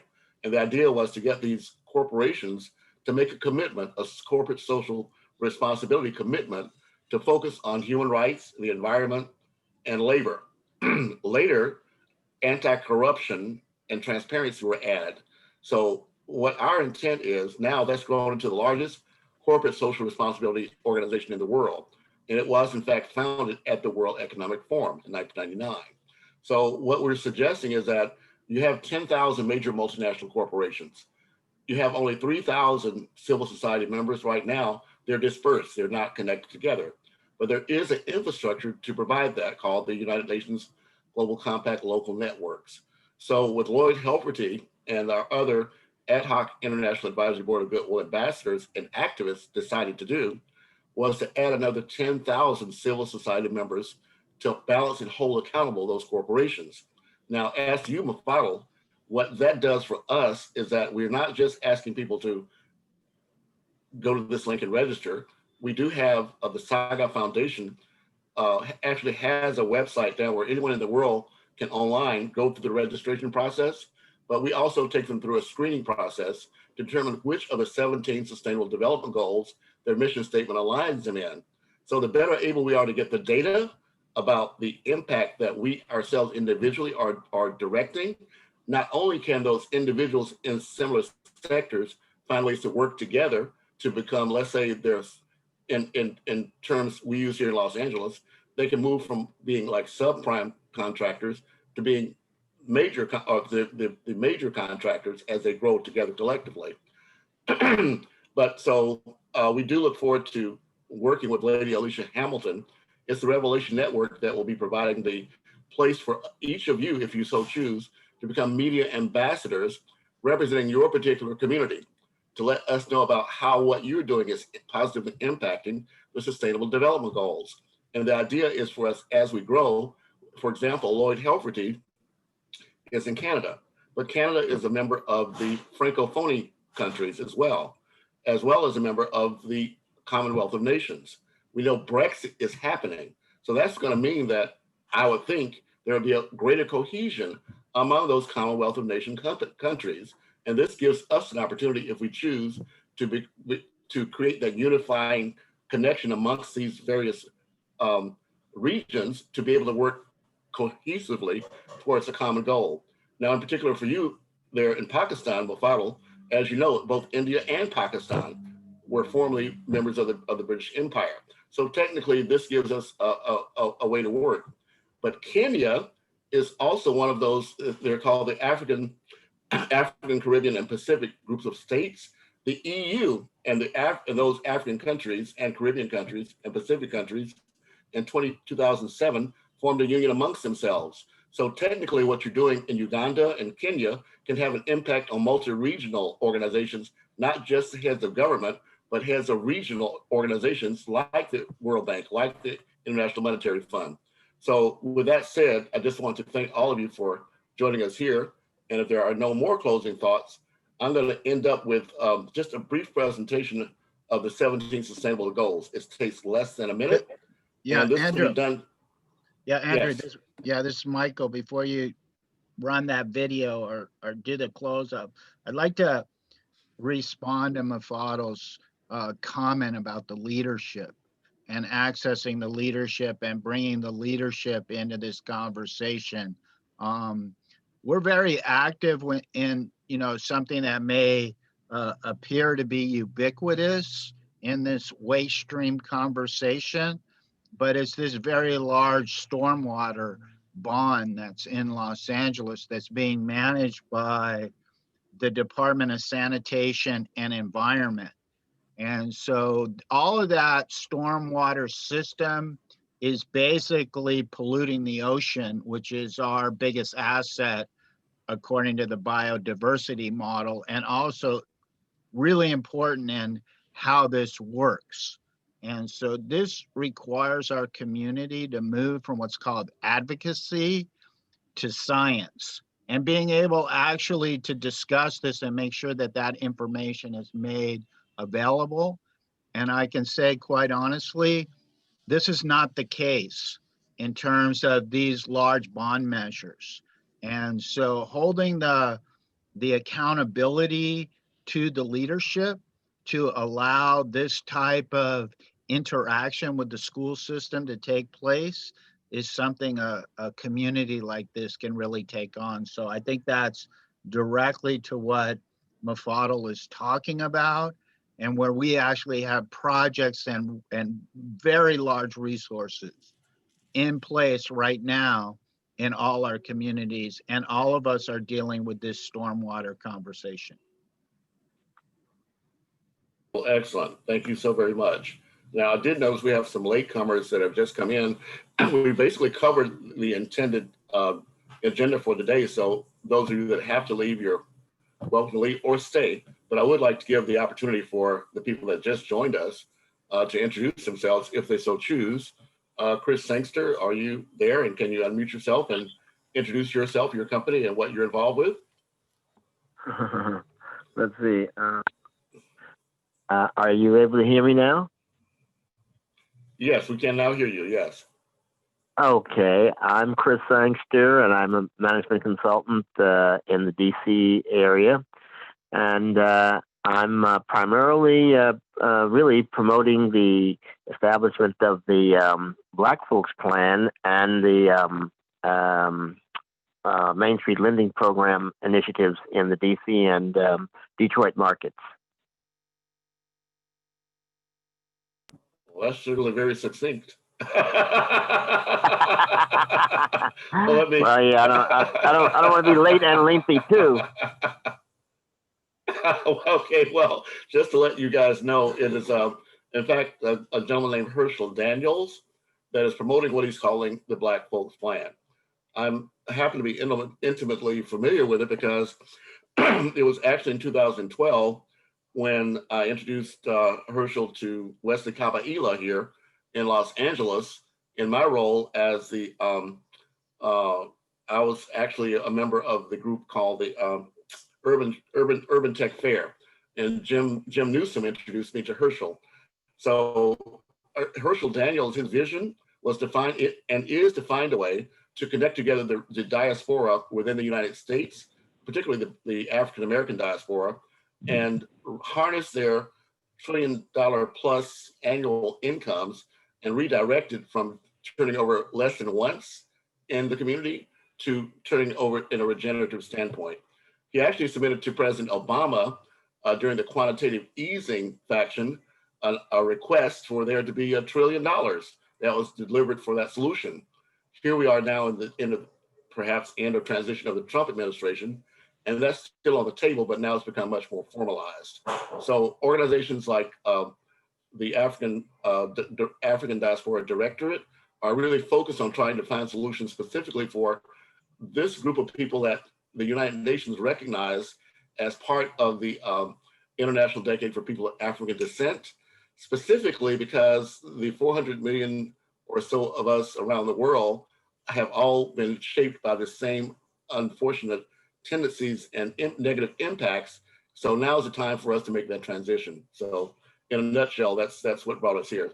So thank you so much, Chris Sangster. Now, you being in the DC area, I will provide you with an outline of what we're doing here. We're hoping we'll find solutions that we're adapting online here that can work not just here, but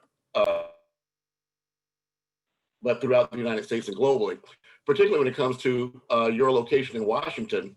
You have a historically Black college and university there. As you know, majority of those are on the East Coast.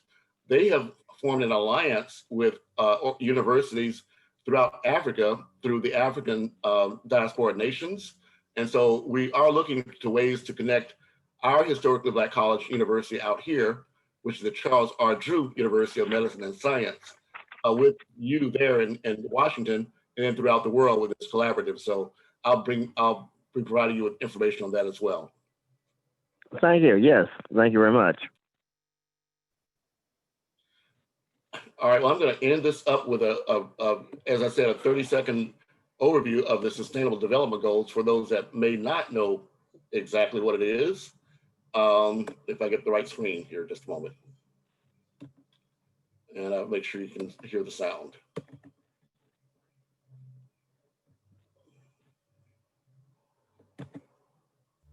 To solve the world's problems, the United Nations and world leaders launched 17 goals called the Sustainable Development Goals to make for a better and happier world. The first 10 goals are inclusiveness, humanitarian, social, and people problems. The next 5 goals are about sustainability and nature. Finally, goals 16 and 17 on peace and partnership are about spiritual values. Having harmonies with people, nature, and the spiritual make the world a happy place. This is the SDG pyramid to happiness. Wonderful. I see the number 17 there. As a numerologist. Yeah, thank you, Andrew. So you're muted, Andrew.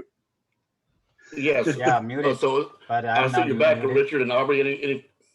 Any closing thoughts from Richard or Aubrey before we end? We're about to wrap it up. Yeah, actually, How was your event? Oh, wonderful. Or Lloyd? You know, it's not boring at all. It's exciting. You know, that's why I cannot, you know, I would jump back, you know, to past the excitement. You know, Richard told me that it will be boring process, right? But not for me. Oh boy, well, making something is so nice, you know. Yeah, wow, wonderful.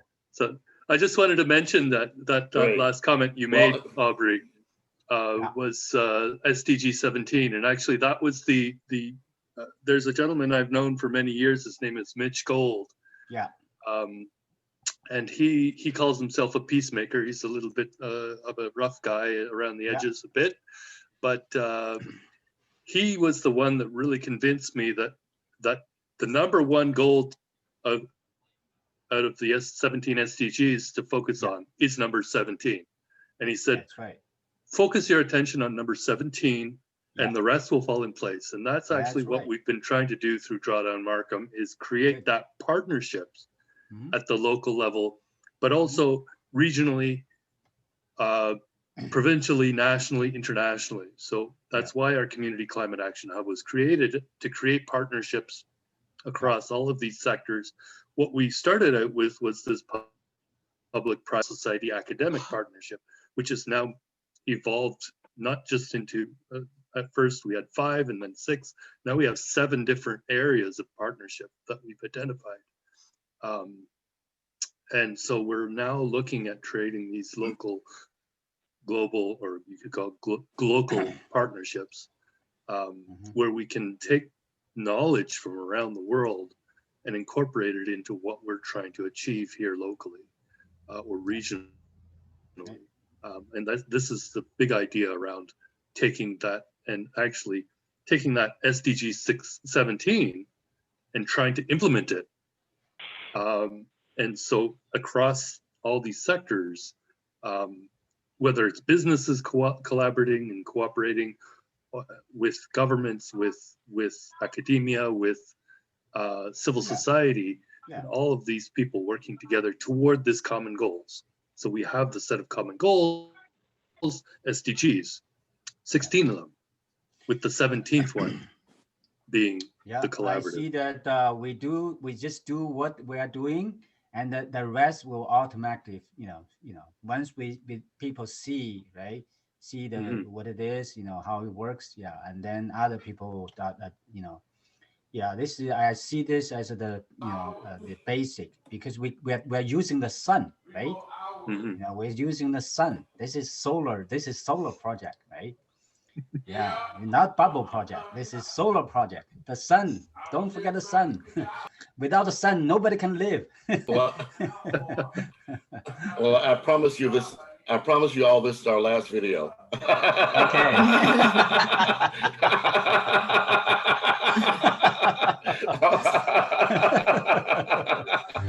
Oh, I love you, Andrew.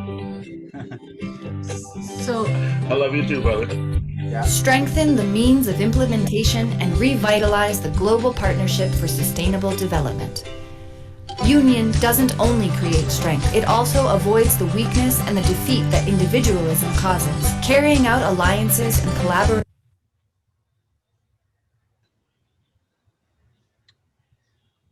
Okay. Yeah, here we go. I'll put the link in the chat. Yeah. Okay. It's very easy to find Sustainable Development Goals on YouTube. Yeah. Okay, we need to go back to our drawing board. Thank you, Andrew, for hosting this once again. Thank you everyone so much. Thank yes, you. we love you so much. I'll give this out, a copy of this out to you guys tomorrow. Thank you so much. Great. We're gonna wrap it up. Bye-bye.